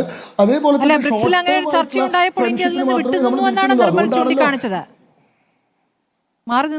ചൂണ്ടിക്കാണിച്ചത് നോക്കൂ, അത് വളരെ കൃത്യമായിട്ട് അദ്ദേഹം തന്നെ സൂചിപ്പിച്ചതുപോലെ ബ്രിക്സിന് ഒരു കോമൺ കറൻസി ഉണ്ടാക്കുക എന്ന് പറഞ്ഞാൽ അതൊരു ഷോർട്ട് ടേം ഡിപ്ലോമസി അല്ല, അതൊരു ലോങ് ടേം ഡിപ്ലോമസിയാണ്. അത് എല്ലാ കാലത്തേക്കും ഇന്ത്യയുടെ മേലെ ബാധകമാവുന്ന, ഇന്ത്യയുടെ എല്ലാ തരത്തിലുള്ള വാണിജ്യ ഇടപാടുകളെയും സ്വാധീനിക്കുന്ന ഒരു സംഭവമാവും. ഇന്ത്യക്കൊരു സിംഗിൾ കറൻസി ഇല്ല, നമുക്കൊരു ബ്രിക്സിന് ഒരു കോമൺ കറൻസിയാണെന്നുള്ളത്. നമ്മുടെ നയം എന്ന് പറയുന്നത് ആരോടും വിധേയത്വമില്ല, നമ്മുടെ സോവർണിറ്റിയും നമ്മുടെ ഇൻഡിവിജ്വാലിറ്റിയും നിലനിർത്തിക്കൊണ്ടുള്ള ഒരു നിലപാട് സ്വീകരിക്കുക എന്നുള്ളതാണ്. നമ്മൾ ചൈനയോട് സഹകരണം നടത്തുന്നു എന്ന് പറഞ്ഞാൽ നമ്മൾ ചൈനീസ് വിധേയത്വത്തിലേക്ക് പോകുന്നോ, നമ്മൾ റഷ്യയോട് സഹകരണം നടത്തുക എന്ന് പറഞ്ഞാൽ നമ്മൾ റഷ്യൻ വിധേയത്വത്തിലേക്ക് പോകുന്നൊന്നുമല്ല. ഇവിടെ എല്ലാം നമ്മൾ പ്രൊട്ടക്ട് ചെയ്യുന്ന നമ്മുടെ ഇൻട്രസ്റ്റ് ആണ്. ഇപ്പോൾ റഷ്യയിൽ നിന്ന് നമ്മൾ എണ്ണ ഇറക്കുമതി ചെയ്യുന്നു, അമേരിക്കയുടെ വലിയ ഭീഷണിയുണ്ട്, യൂറോപ്യൻ യൂണിയൻ്റെ ഭീഷണിയുണ്ട്, എന്നിട്ട് നമ്മൾ എണ്ണ ഇറക്കുമതി ചെയ്യുന്നു. എന്തുകൊണ്ട് ചെയ്യുന്നു? കാരണം എണ്ണ ഇറക്കുമതി കൊണ്ട് നമുക്ക് റഷ്യയിൽ നിന്ന് എണ്ണ ഇറക്കുമതി ചെയ്യുമ്പോൾ നമുക്ക് $17 ബില്യൺ ലാഭം ഉണ്ടാവുന്നുണ്ട്. അത് ഇന്ത്യയിലുള്ള ആഭ്യന്തരമായിട്ടുള്ള ഇന്ത്യയുടെ സമ്പദ്ഘടനയെ കൂടുതൽ പരിപോഷിപ്പിക്കുന്നുണ്ട്. അവിടെയാണ് നമ്മൾ വെയിറ്റ് കൊടുക്കുന്നത്, അമേരിക്കയുടെ സൗഹൃദത്തിനല്ല. അതേപോലെ തന്നെ ചൈനയുമായിട്ട് ഇപ്പം നമ്മൾ കരാറിൽ ഏർപ്പെടുന്ന സമയത്ത് ഇന്ത്യയിൽ വലിയൊരു വേക്കം വരാൻ പോവുകയാണ്. നമ്മൾ അമേരിക്കയിൽ നിന്നുള്ള ഇറക്കുമതി കുറയ്ക്കാൻ പോവുകയാണ്. അതിന് പല വിധത്തിലുള്ള പരിഹാരങ്ങൾ നമ്മൾ കാണുന്നുണ്ട്. ഒന്ന്, നമ്മുടെ ഗ്ലോബൽ മാർക്കറ്റിന്, നമ്മുടെ ഡൊമസ്റ്റിക് ആയിട്ടുള്ള കൺസംഷനെ നമ്മൾ വർദ്ധിപ്പിക്കേണ്ടി വരും. ഇന്ത്യ വലിയൊരു മാർക്കറ്റാണ്. ഇന്ത്യ പല സാധനങ്ങളും കയറ്റുമതി ചെയ്യുന്നതിന് പകരം ഇനി ഇന്ത്യൻ മാർക്കറ്റിൽ തന്നെ അതെങ്ങനെ ചെലവഴിക്കാൻ കഴിയും എന്നുള്ള ചിന്തയിലേക്ക് നമ്മൾ പോകുന്നുണ്ട്. ഇപ്പോൾ കഴിഞ്ഞ ദിവസം ഒരു ചർച്ചയിൽ ശ്രീ കിറ്റെക്സ് സംരംഭം ത്തിന് ഉടമസ്ഥനായിട്ടുള്ള ശ്രീ സാബു അദ്ദേഹം പറയുന്നുണ്ടായിരുന്നു, ലിറ്റിൽ സ്റ്റാർ എന്ന് പറയുന്ന ഒരു ഉൽപ്പന്നം കിറ്റക്സ് നിർമ്മിച്ചിരുന്നത് അമേരിക്കൻ മാർക്കറ്റിന് വേണ്ടിയിട്ടായിരുന്നു. അവർ ഈ വാൾമാർട്ട് പോലെയുള്ള സ്റ്റോറുകളിലാണ് അത് വിറ്റിരുന്നത്. ഇപ്പോൾ അമേരിക്ക ഏർപ്പെടുത്തിയിട്ടുള്ള വലിയ തീരുവ കാരണം അവിടുത്തെ ആളുകൾ അത് മേടിക്കാൻ തയ്യാറാവാതിരുന്നപ്പോൾ ഇവർ ചെറിയ മാറ്റങ്ങൾ വരുത്തിക്കൊണ്ട് അത് ഇന്ത്യൻ മാർക്കറ്റിൽ ഇറക്കി. ഇന്ത്യൻ മാർക്കറ്റിൽ അവർക്ക് 3 ഇരട്ടി ലാഭം കിട്ടി. അതുകൊണ്ട് ഇനി അത് ഇന്ത്യൻ മാർക്കറ്റ് മാത്രമായിട്ട് ഞങ്ങൾ റീബ്രാൻഡ് ചെയ്യാൻ പോകുകയാണെന്നുള്ളതാണ്. അപ്പോൾ അമേരിക്കയിലെ വിപണി നഷ്ടപ്പെടുന്ന ആളുകൾക്ക് ഇന്ത്യയിൽ തന്നെ പകരമുള്ളൊരു ബദൽ വിപണി ഒരുക്കാനുള്ള സൗകര്യങ്ങൾ നമ്മൾ ചെയ്യുന്നുണ്ട്. ബദലായിട്ടുള്ള പുതിയ മാർഗ്ഗങ്ങളിലേക്ക്, പുതിയ ഇന്നോവേഷൻസിലേക്ക് നമ്മൾ തിരിയുന്നുണ്ട്. അതേപോലെ തന്നെ സമാന്തരമായിട്ടുള്ള പുതിയ മാർക്കറ്റുകളെ നമ്മൾ അന്വേഷിക്കുന്നുണ്ട്. അങ്ങനെ നമുക്ക് ഇപ്പോൾ ലഭ്യമായിട്ടുള്ള ഒരു സമാന്തര മാർക്കറ്റ് എന്നുള്ള രീതിയിലാണ് നമ്മൾ ചൈനയുമായിട്ടൊരു ഏർപ്പാട് ഉണ്ടാക്കുന്നത്. എന്ന് വെച്ച് നമ്മൾ ഈ പറയുന്ന ബ്രിക്സിൻ്റെ കറൻസി പോലെയുള്ള പെർമനൻ്റ് ആയിട്ടുള്ള യാതൊരു തരത്തിലുള്ള ഇടപാടുകൾക്കും നിൽക്കുന്നില്ല. കാരണം അതിൻ്റെയൊക്കെ അവസാനത്തെ ഗുണഭോക്താവ് ചൈനയാവുന്നുള്ള വളരെ കൃത്യമായിട്ടുള്ള ധാരണ നമുക്കുണ്ട്. ഇന്ത്യയുടെ നയതന്ത്രം വളരെ കൃത്യമാണ്. ആ നയതന്ത്രത്തിൻ്റെ അടിസ്ഥാനപരമായിട്ടുള്ള ലെസൺ ഇന്ത്യ ഫസ്റ്റ് എന്നുള്ളതാണ്. ഏത് കാര്യത്തിലും ഇന്ത്യയുടെ താല്പര്യത്തെ മാത്രം മുന്നോട്ട് നിൽക്കുക. അതിന് പ്രത്യയശാസ്ത്രപരമായിട്ടുള്ള ബന്ധമൊന്നുമില്ല. ഇപ്പോൾ CPM ചൈനയെ പിന്തുണയ്ക്കുന്നത് ചൈനയോടുള്ള പ്രത്യയശാസ്ത്രപരമായിട്ടുള്ള അടുപ്പത്തിൻ്റെ പേരില്ല. അത് ചൈന ഇന്ത്യക്കെതിരെ നിൽക്കുമ്പോൾ അവർ ചൈനയെ പിന്തുണയ്ക്കുന്നുണ്ട്. ചൈന ഇപ്പോൾ ഇന്ത്യക്ക് അനുകൂലമായി വന്നപ്പോൾ അവർക്ക് കൂടുതൽ സന്തോഷം ഉണ്ടെന്നേ ഉള്ളൂ. നമുക്ക് നയതന്ത്രത്തിൽ അങ്ങനെയുള്ള ഐഡിയോളജിക്കലായിട്ടുള്ള പ്രത്യയശാസ്ത്രപരമായിട്ടുള്ള പ്രശ്നമൊന്നുമില്ല. നമുക്ക് നമ്മുടെ പെർമനൻറ്റ് ഇൻട്രസ്റ്റ് മാത്രമേ ഉള്ളൂ. ആ ഇൻട്രസ്റ്റിന് വേണ്ടിയിട്ടാണ് നമ്മൾ മറ്റേ ഈ പറയുന്ന അമേരിക്ക നേരത്തെ നമ്മൾ ഇത് ചെയ്ത സമയത്ത് ഇറക്കുമതിയുടെ കാര്യത്തിൽ നമുക്ക് മേലെ തീരുവ ഏർപ്പെടുത്താൻ തീരുമാനിച്ച സമയത്ത് നമ്മൾ അമേരിക്കക്കെതിരെ വളരെ ശക്തമായിട്ടുള്ള നിലപാടെടുത്തു. അത് അമേരിക്കയുമായിട്ട് പരമ്പരാഗതമായിട്ടുണ്ടായിരുന്ന സൗഹൃദം നമ്മൾ ആ സമയത്തിന് പ്രശ്നമാക്കിയിട്ടില്ല. ഇപ്പോൾ തുർക്കി പാകിസ്ഥാൻ യുദ്ധത്തിൽ പാകിസ്ഥാന് വേണ്ടി ഡ്രോണുകളും മറ്റുമൊക്കെ തുർക്കി ഉണ്ടാക്കി കൊടുത്തപ്പോൾ നമ്മൾ സൈപ്രസിൽ സന്ദർശനം നടത്തി. കാരണം എന്താ, നമ്മൾ തുർക്കിക്കാണ് അവിടെ മെസ്സേജ് കൊടുക്കുന്നത്, നമ്മൾ ബദലായിട്ടുള്ള സുഹൃത്തുക്കളെ ഉണ്ടാക്കാൻ തയ്യാറാണെന്നുള്ളതാണ് നമ്മൾ അവിടെ കാണിക്കുന്നത്. അതേപോലെ തന്നെ ചൈന നമ്മുടെ മേലെ ഈ പറയുന്ന റെയർ എർത്ത് മിനറൽസിന്റെ മേലെ സാങ്ഷൻസ് ഇമ്പോസ് ചെയ്യാൻ ശ്രമിച്ച സമയത്ത് നമ്മൾ മറ്റുള്ള വലിയ മൈനിങ് രാജ്യങ്ങൾ, അർജന്റീന മുതൽ ഖാന വരെയുള്ള മറ്റ് മൈനിങ് രാജ്യങ്ങളിലേക്കൊരു ആൾട്ടർനേറ്റീവ് മൈനിങ് ഡിപ്ലോമസി തന്നെ നടപ്പിലാക്കി. അങ്ങനെ എവിടെ നമുക്ക് വെല്ലുവിളി വരുന്നുണ്ടോ അവിടെയൊന്നും നിങ്ങളെ മാത്രം ആശ്രയിച്ച് നിൽക്കില്ല, ഞങ്ങൾ ബദലായിട്ടുള്ള മാർഗങ്ങൾ തിരയുമെന്ന് പറയുന്ന ഒരു പുതിയ ഭാരതം കഴിഞ്ഞ കുറേ കാലങ്ങളായിട്ട് നമ്മൾ കണ്ടുവരുന്നുണ്ട്. ആ നയതന്ത്രത്തിന്റെ ഒരു തുടർച്ചയാണ്, അതിന്റെ ഒരു എലോങ്ങേഷനാണ്. എത്രത്തോളം പൂർണ്ണാർത്ഥത്തിൽ ഫലവത്താണ് എന്നുള്ളതാണ് നമ്മുടെ മുന്നിൽ ഉയർന്ന ചോദ്യം. ബാക്കി ശ്രീ മോഹൻ വർഗീസ്, നേരത്തെ നിർമ്മൽ എബ്രഹാം പറഞ്ഞതിനോട് എത്രത്തോളം യോജിക്കുന്നു? ചൈനയുമായി താൽക്കാലികമായി ഒരു ബന്ധം എന്നുള്ളതാണ് ഇന്ത്യക്ക് യോജിച്ചത്. അപ്പോൾ തന്നെ ഇപ്പോൾ അമേരിക്കയുമായി ഉണ്ടായിരിക്കുന്ന ബന്ധത്തിൽ വന്നിരിക്കുന്ന കുഴപ്പങ്ങൾ അത് പരിഹരിക്കാൻ സമയമെടുക്കുമെന്ന് കൂടിയാണ് അദ്ദേഹം അഭിപ്രായപ്പെട്ടത്. തീർച്ചയായും short term shift in policy അത് ആവശ്യമായിരുന്നു, അത് അത്യന്താപേക്ഷിതമായിരുന്നു. ആ ഒരു സെൻസിൽ ശ്രീ നിർമ്മല എബ്രഹാം പറഞ്ഞതിനോട് പൂർണ്ണമായി യോജിക്കാൻ കഴിയും. പക്ഷേ ആത്യന്തികമായി ഇന്ത്യ ഈസ് ടെസ്റ്റിംഗ് വാട്ടേഴ്സ് എന്ന് പറഞ്ഞാൽ ഈ ഒരു short term diplomacy, short term policy shift എത്രത്തോളം ഗുണപരമാകും എന്ന് ഒന്ന് മനസ്സിലാക്കിയതിനു ശേഷം ദീർഘകാലാടിസ്ഥാനത്തിൽ ആവശ്യമെങ്കിൽ വേണ്ട ക്രമീകരണങ്ങൾ ചെയ്യാൻ കഴിയും. കാരണം അമേരിക്ക കേന്ദ്രീകൃതമായ ഡോളർ അധിഷ്ഠിതമായ ഒരു ലോകക്രമത്തിൽ ഇന്ത്യക്ക് വളരാനൊക്കുന്നതിന് ലിമിറ്റേഷൻസ് ഉണ്ട്. അതുകൊണ്ട് ഡീഡോളറൈസേഷൻ എന്ന ഒരു പ്രക്രിയ വേണം എങ്കിൽ തന്ത്രപരമായൊരു നിലപാടെടുക്കണം. ആത്യന്തികമായി ബ്രിക്സ് കറൻസിയിലേക്ക് നീങ്ങണോ എന്നതൊരു തന്ത്രപരമായ തീരുമാനമാണ്. ആ തീരുമാനത്തിലുള്ള ഓപ്ഷൻസ് എല്ലാം തന്നെ ഇട്ടുകൊണ്ട് തന്നെയാണ് ഇന്ത്യ മുന്നോട്ട് പോകുന്നത്. കാരണം ഈ ഘട്ടത്തിൽ ഇവിടെ അമേരിക്കയുമായും വിലപേശാൻ സാധിക്കും, യൂറോപ്യൻ സമൂഹവുമായും വിലപേശാൻ സാധിക്കും. ഇപ്പം നിർമ്മൽ പറഞ്ഞത് പൂർണ്ണമായും ശരിയാണ്. ഒരു താൽക്കാലിക ഫ്രണ്ട് മാത്രമാണ് ചൈന. ഇപ്പോൾ പ്രഡിക്റ്റബിൾ എനിമി എന്ന പ്രയോഗം പൂർണ്ണമായി ശരിയാണ്. പരമ്പരാഗതമായി China and India were never on the same page. അത് അടുത്ത കാലത്ത് എങ്ങും തന്നെ അങ്ങനെ ആയിരുന്നില്ല. പക്ഷേ അമേരിക്കയുമായി മാറിയും മറിഞ്ഞുമുള്ള ബന്ധമുണ്ടായിട്ടുണ്ട്. പക്ഷേ ഒരിക്കലും അതൊരു കൃത്യമായ സുഗമമായ ബന്ധമായിരുന്നില്ല. അതൊരു ഓപ്പർച്യൂണിസ്റ്റിക് ഏറ്റവും ഒടുവിൽ ഇപ്പോൾ ഈ ഉച്ചകോടിക്ക് ശേഷം വന്നിരിക്കുന്ന ട്രംപിന്റെ പ്രതികരണം നോക്കൂ. ഇന്ത്യയുമായുള്ള വ്യാപാരം സമ്പൂർണ്ണ വിപത്താണെന്നാണ് ട്രംപ് പറയുന്നത്. അപ്പോൾ അവസാനിപ്പിക്കാൻ പോവുകയാണ്. പാനിക് റിയാക്ഷൻ, അതാണ് വിശ്വസിക്കാൻ പറ്റുന്ന ഒരു ഭരണാധികാരിയാണോ വന്ന റിയാക്ഷൻ? ഒരിക്കലുമല്ല. അത് നമ്മൾ മനസ്സിലാക്കുന്നു. ഭാരതം എത്രയും നേരത്തെ, കുറച്ചുകൂടി നേരത്തെ മനസ്സിലാക്കേണ്ടിയിരുന്നു എന്ന ആക്ഷേപം മാത്രമേ എനിക്കുള്ളൂ. അതാണ് വൈകി മനസ്സിലാക്കുന്നു. വൈകി മനസ്സിലാക്കലാണ് നിർമ്മൽ. ഇപ്പോൾ നമ്മൾ ചൈനയുമായിട്ടും ഇപ്പോൾ റഷ്യയുമായിട്ടും ബന്ധം പുതുതായി പല കാര്യങ്ങളും തുടങ്ങുമ്പോൾ അമേരിക്കയുമായി ബന്ധം അവസാനിപ്പിച്ചിട്ടില്ല. അത് അവിടെ നിൽക്കുന്നുണ്ട്. സാധ്യമായതുമായി മുന്നോട്ട് പോകാൻ തന്നെയാണ് ഇന്ത്യ തീരുമാനിച്ചത്. പക്ഷേ ട്രംപ് ഇപ്പോൾ അത് മുറിച്ചിടാൻ തീരുമാനിക്കുന്നു എന്ന രൂപത്തിലാണ് പ്രതികരണം വരുന്നത്. ആ രൂപത്തിലേക്ക് പോകുമോ? സാധ്യതയുണ്ടോ? ഇല്ല, അതൊരു പാനിക് റിയാക്ഷൻ ആയിട്ട് വേണം കാണാൻ. മാത്രമല്ല, നേരത്തെ ശ്രീ ശങ്കുട്ടിദാസ് സൂചിപ്പിച്ച പോലെ തന്നെ ഇപ്പോൾ ഫാർമസ്യൂട്ടിക്കൽ ഇൻഡസ്ട്രിയും IT സെക്ടറും ഒന്നും ട്രംപ് ഇത്രയും പ്രശ്നങ്ങളുണ്ടായിട്ടും തൊടാതിരുന്നത് എന്തുകൊണ്ട് ഇറങ്ങി തൊട്ട് കഴിഞ്ഞാൽ പൊള്ളാൻ പോകുന്ന ട്രംപിനും അമേരിക്കയ്ക്കും തന്നെയാണ്. അതുകൊണ്ട് പൂർണ്ണമായിട്ടും ട്രേഡ് നിർത്തലാക്കാനൊന്നും ട്രംപിന് ഒരിക്കലും സാധിക്കില്ല. ഇന്ത്യയുമായിട്ട് അത് എഫക്റ്റ് ചെയ്യും. പിന്നെ ചൈനയുമായിട്ടൊരു ബന്ധം വേണ്ട എന്നല്ല ഞാൻ പറഞ്ഞത്. ഇപ്പോൾ ചില കേസിലൊക്കെ നമുക്കിപ്പം സെൽഫ് സഫീഷ്യൻ്റ് ആകാൻ, ആത്മനിർഭർ ഭാരത് എന്നുള്ള കോൺസെപ്റ്റ് നമ്മൾ എവിടെയൊക്കെയാണോ ഏതൊക്കെ ഇൻഡസ്ട്രിയിലാണോ ആഗ്രഹിക്കുന്നത് ആ ഇൻഡസ്ട്രീസിൽ ചൈനയുടെ ഇൻവോൾവ്മെൻറ്റ് മിനിമൽ ആക്കിക്കൊണ്ട് അത്യാവശ്യം ആയിട്ടുള്ള ഇൻഡസ്ട്രീസ്, ഫോർ എക്സാമ്പിൾ ഇപ്പോൾ ശങ്കുട്ടിദാസ് പറഞ്ഞു India drug house of the world എന്നാണ് അറിയപ്പെടുന്നത്. ആ drug house of the world എന്ന് അറിയപ്പെടുന്നത് കൊണ്ടാണ് നമുക്ക് ഇന്ത്യയിൽ നിന്ന് അമേരിക്കയിലോട്ട് ഫാർമസ്യൂട്ടിക്കൽ ഇൻഗ്രീഡിയൻസ് അയക്കാൻ പറ്റുന്നത്, ഫാർമസ്യൂട്ടിക്കൽ ഐറ്റംസ് അയക്കാൻ പറ്റുന്നത്. പക്ഷേ ആ ഫാർമസ്യൂട്ടിക്കൽ ഐറ്റംസിൻ്റെ ഇൻഗ്രീഡിയൻസ് വരുന്നത് എവിടെ നിന്നാണെന്ന് അറിയാമോ? ചൈനയിൽ നിന്ന്. 70% വരുന്നത് ചൈനയിൽ നിന്നാണ്. അപ്പോൾ നമുക്ക് ആ കേസിൽ നിന്ന് ചൈനയെ ഒഴിവാക്കാൻ പറ്റത്തില്ല. അപ്പോൾ അങ്ങനെ സെൽഫ് സഫീഷ്യൻ്റ് ആകേണ്ടിടത്ത് മിനിമലാക്കുക. അല്ലാത്ത സ്ഥലങ്ങൾ, ഇപ്പോൾ സോളാർ പാനലുകൾ case, electronic components, auto components, APIs അതായത് ഫാർമസ്യൂട്ടിക്കൽ ഇൻഗ്രീഡിയൻസ്, ഇതിലൊക്കെ നമുക്ക് ചൈനയെ ആവശ്യമാണ്. ആ കാലഘട്ടത്തിൽ ചൈനയുമായിട്ട് അസോസിയേറ്റ് ചെയ്യുക തന്നെ വേണം. പക്ഷേ പാരലലി യൂറോപ്യൻ യൂണിയൻ മാത്രമല്ല നമുക്ക് വേണ്ടത്,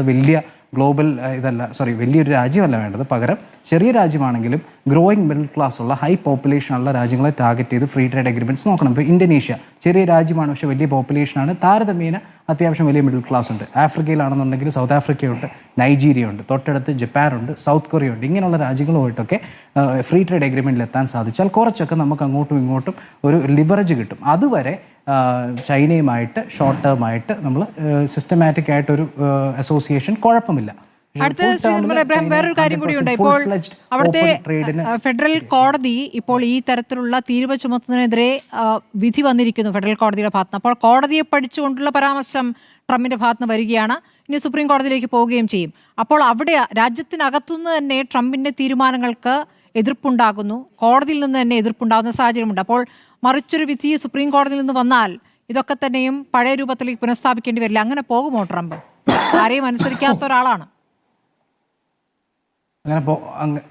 അങ്ങനെ പോകാനുള്ള സാധ്യത എങ്ങനെയാണെന്ന് വെച്ച് കഴിഞ്ഞാൽ, സുപ്രീം കോടതിയിൽ ഇരുത്തിയിരിക്കുന്ന 9-ൽ 6 ജഡ്ജികളും ട്രംപ് നിയമിച്ച ജഡ്ജികളാണ്. അവർ ട്രംപിനെതിരെ തിരിയുമോ എന്നുള്ളത് നോക്കണം. ഒരു ബേസിക് ലോജിക്ക് വെച്ചാണെങ്കിൽ അവർ തിരിയും, പക്ഷേ ഒരു ഭയം ഉള്ളിലുണ്ടെങ്കിൽ തിരിയില്ല. അപ്പോൾ അതുകൊണ്ട് ട്രംപിൻ്റെ കൺട്രോളിലാണ് സുപ്രീം കോർട്ടെന്ന് വേണമെങ്കിൽ പറയാം. അതുകൊണ്ട് അത് മറിച്ച് ഒരു ഡെസിഷൻ സുപ്രീം കോടതിയിൽ വന്നു കഴിഞ്ഞാൽ ഇന്ത്യക്ക് നല്ലത്, ലോകത്തിന് നല്ലത്. ഇല്ലെന്നുണ്ടെങ്കിൽ അത് തീർച്ചയായിട്ടും നമുക്ക് കണ്ടിരിക്കേണ്ട ഒരു കാര്യമാണ്, എങ്ങനെയാണ് കാര്യങ്ങൾ ഉരുത്തിരിഞ്ഞു വരിക എന്നുള്ളത്. ശരി, ഒരു ഭ്രാന്തൻ ഭരണാധികാരിയുടെ അവസാനത്തെ പ്രതികരണമാണ് ഇപ്പോൾ നമ്മൾ കണ്ടത്. വളരെ നന്ദി ഡോക്ടർ വി ശിവദാസൻ, ശങ്കുട്ടിദാസ്, മോഹൻ വർഗീസ്. പറഞ്ഞോളൂ, വേഗം പറഞ്ഞോളൂ. അല്ലല്ല, പറയൂ, പറഞ്ഞു പൂർത്തിയാക്കാം. വളരെ പ്രധാനപ്പെട്ട കാരണം എന്താ വെച്ചാൽ ഈ പറഞ്ഞിട്ടുള്ള കാര്യത്തിൽ ഇന്ത്യ ദരിദ്ര രാജ്യങ്ങളുടെ ഫാർമസി എന്ന് ഇന്ത്യയെ വിളിച്ചിട്ടുള്ളത് ഇന്ത്യ പുലർത്തിയിട്ടുള്ള ഒരു നയത്തിന്റെ ഭാഗമാണ്. അത് നരേന്ദ്രമോദി കൊണ്ടുവന്നതല്ല. ഇന്ത്യയിലെ പ്രൊഡക്റ്റ് പേറ്റന്റ്, പ്രോസസ് പേറ്റന്റ് എന്നുള്ളത് പ്രൊഡക്റ്റ് പേറ്റന്റ് ആക്കി മാറ്റിയതിലൂടെ രാജ്യത്തിലെ ഫാർമ ഇൻഡസ്ട്രിയിൽ വന്നിട്ടുള്ള മാറ്റം അത് ഏറ്റവും ദരിദ്രരായ മനുഷ്യരുടെ നെഞ്ചത്തടിയായിരുന്നു. കോൺഗ്രസും BJP ഒന്നാണ്. നിരീക്ഷകരൊന്നും അതിനെക്കുറിച്ച് പറഞ്ഞിട്ടില്ല. രണ്ടാമത്തെ ബെൽറ്റ് ആൻഡ് റോഡ് ഇനീഷ്യേറ്റീവ് ചൈനയുടെ ആ പദ്ധതിയുടെ മുകളിൽ ഇന്നത്തെ നമ്മുടെ ഈ നമ്മളിപ്പോൾ ചർച്ച ചെയ്തുകൊണ്ടിരിക്കുന്ന ഷാങ്ഹായ് കോർപ്പറേഷൻ്റെ ഈ ഇനീഷ്യേറ്റീവിനകത്ത്, റെസൊല്യൂഷനകത്ത് അവരതിനെ പുകഴ്ത്തി പറഞ്ഞിട്ടുള്ള ആ കാര്യത്തിനകത്ത് നമ്മൾ എടുക്കേണ്ടുന്ന നിലപാടെന്തായിരുന്നു? ഇന്ത്യയുടെ മാനുഫാക്ചറിങ് ഇൻഡസ്ട്രിയെ വലിയ നിലയിൽ പുരോഗതിയിലേക്ക് തള്ളിവിടുന്ന ഒന്നായിരുന്നു ഈ ബെൽറ്റ് ആൻഡ് റോഡ് ഇനീഷ്യേറ്റീവിൻ്റെ ഭാഗമായി നമ്മൾ ജോയിൻ ചെയ്തിരുന്നെങ്കിൽ ഉണ്ടാകുമായിരുന്ന ഫലം. എന്നാൽ ഇന്ത്യ അതിൽ നിന്ന് വേറിട്ട് നിന്നു. ആ വേറിട്ട് നിന്നത് ഇന്ത്യക്ക് അന്താരാഷ്ട്ര തലത്തിൽ ഒരു നല്ല പേരല്ല ഉണ്ടാക്കി കൊടുത്തിട്ടുള്ളത്. 100 രാജ്യങ്ങളെ കണക്ട് ചെയ്തിട്ടുള്ള ഒരു പ്രൊജക്റ്റിൽ ഇന്ത്യ മാറിയതോടുകൂടി ഷാങ്ഹായ് കോർപ്പറേഷനിൽ ഇന്ത്യ ഒഴികെയുള്ള എല്ലാ രാജ്യങ്ങളും അതിൻ്റെ ഭാഗമായിട്ട് നിൽക്കുന്നുണ്ട്. ഞാൻ പറഞ്ഞത് ഇന്ത്യൻ താല്പര്യത്തിനെതിരായി നിൽക്കുന്നു. അതിനപ്പുറത്ത് എന്താണ്, ഇന്ത്യയും ചൈനയും തമ്മിലുള്ള സാമർത്ഥ്യത്തിലൂടെ ഇന്ത്യയിലെ മോഡേൺ മാനുഫാക്ചറിംഗ് ഇൻഡസ്ട്രിയെ ശക്തിപ്പെടുത്താൻ പറ്റുമെന്നുള്ളത് ഇന്ത്യയെ സ്നേഹിക്കുന്ന സാമ്പത്തിക ശാസ്ത്രകാരന്മാരൊക്കെ ആവർത്തിച്ച് പറഞ്ഞിട്ടുള്ള കാര്യമാണ്. പക്ഷേ അതിനൊപ്പം നമുക്ക് പോകാൻ കഴിയുന്നില്ല എന്നുള്ളതും ഒരു യാഥാർത്ഥ്യമായിട്ട്. സമയം പൂർണ്ണമായി അവസാനിച്ചുകൊണ്ടാണ് എല്ലാവരും സഹകരിക്കുക. വളരെ നന്ദി ഡോക്ടർ വി ശിവദാസൻ, ശങ്കുട്ടിദാസ്, മോഹൻ വർഗീസ്, നിർമ്മല ഇബ്രാഹിം ചർച്ചയിൽ പങ്കെടുത്തതിന്. കാണാം.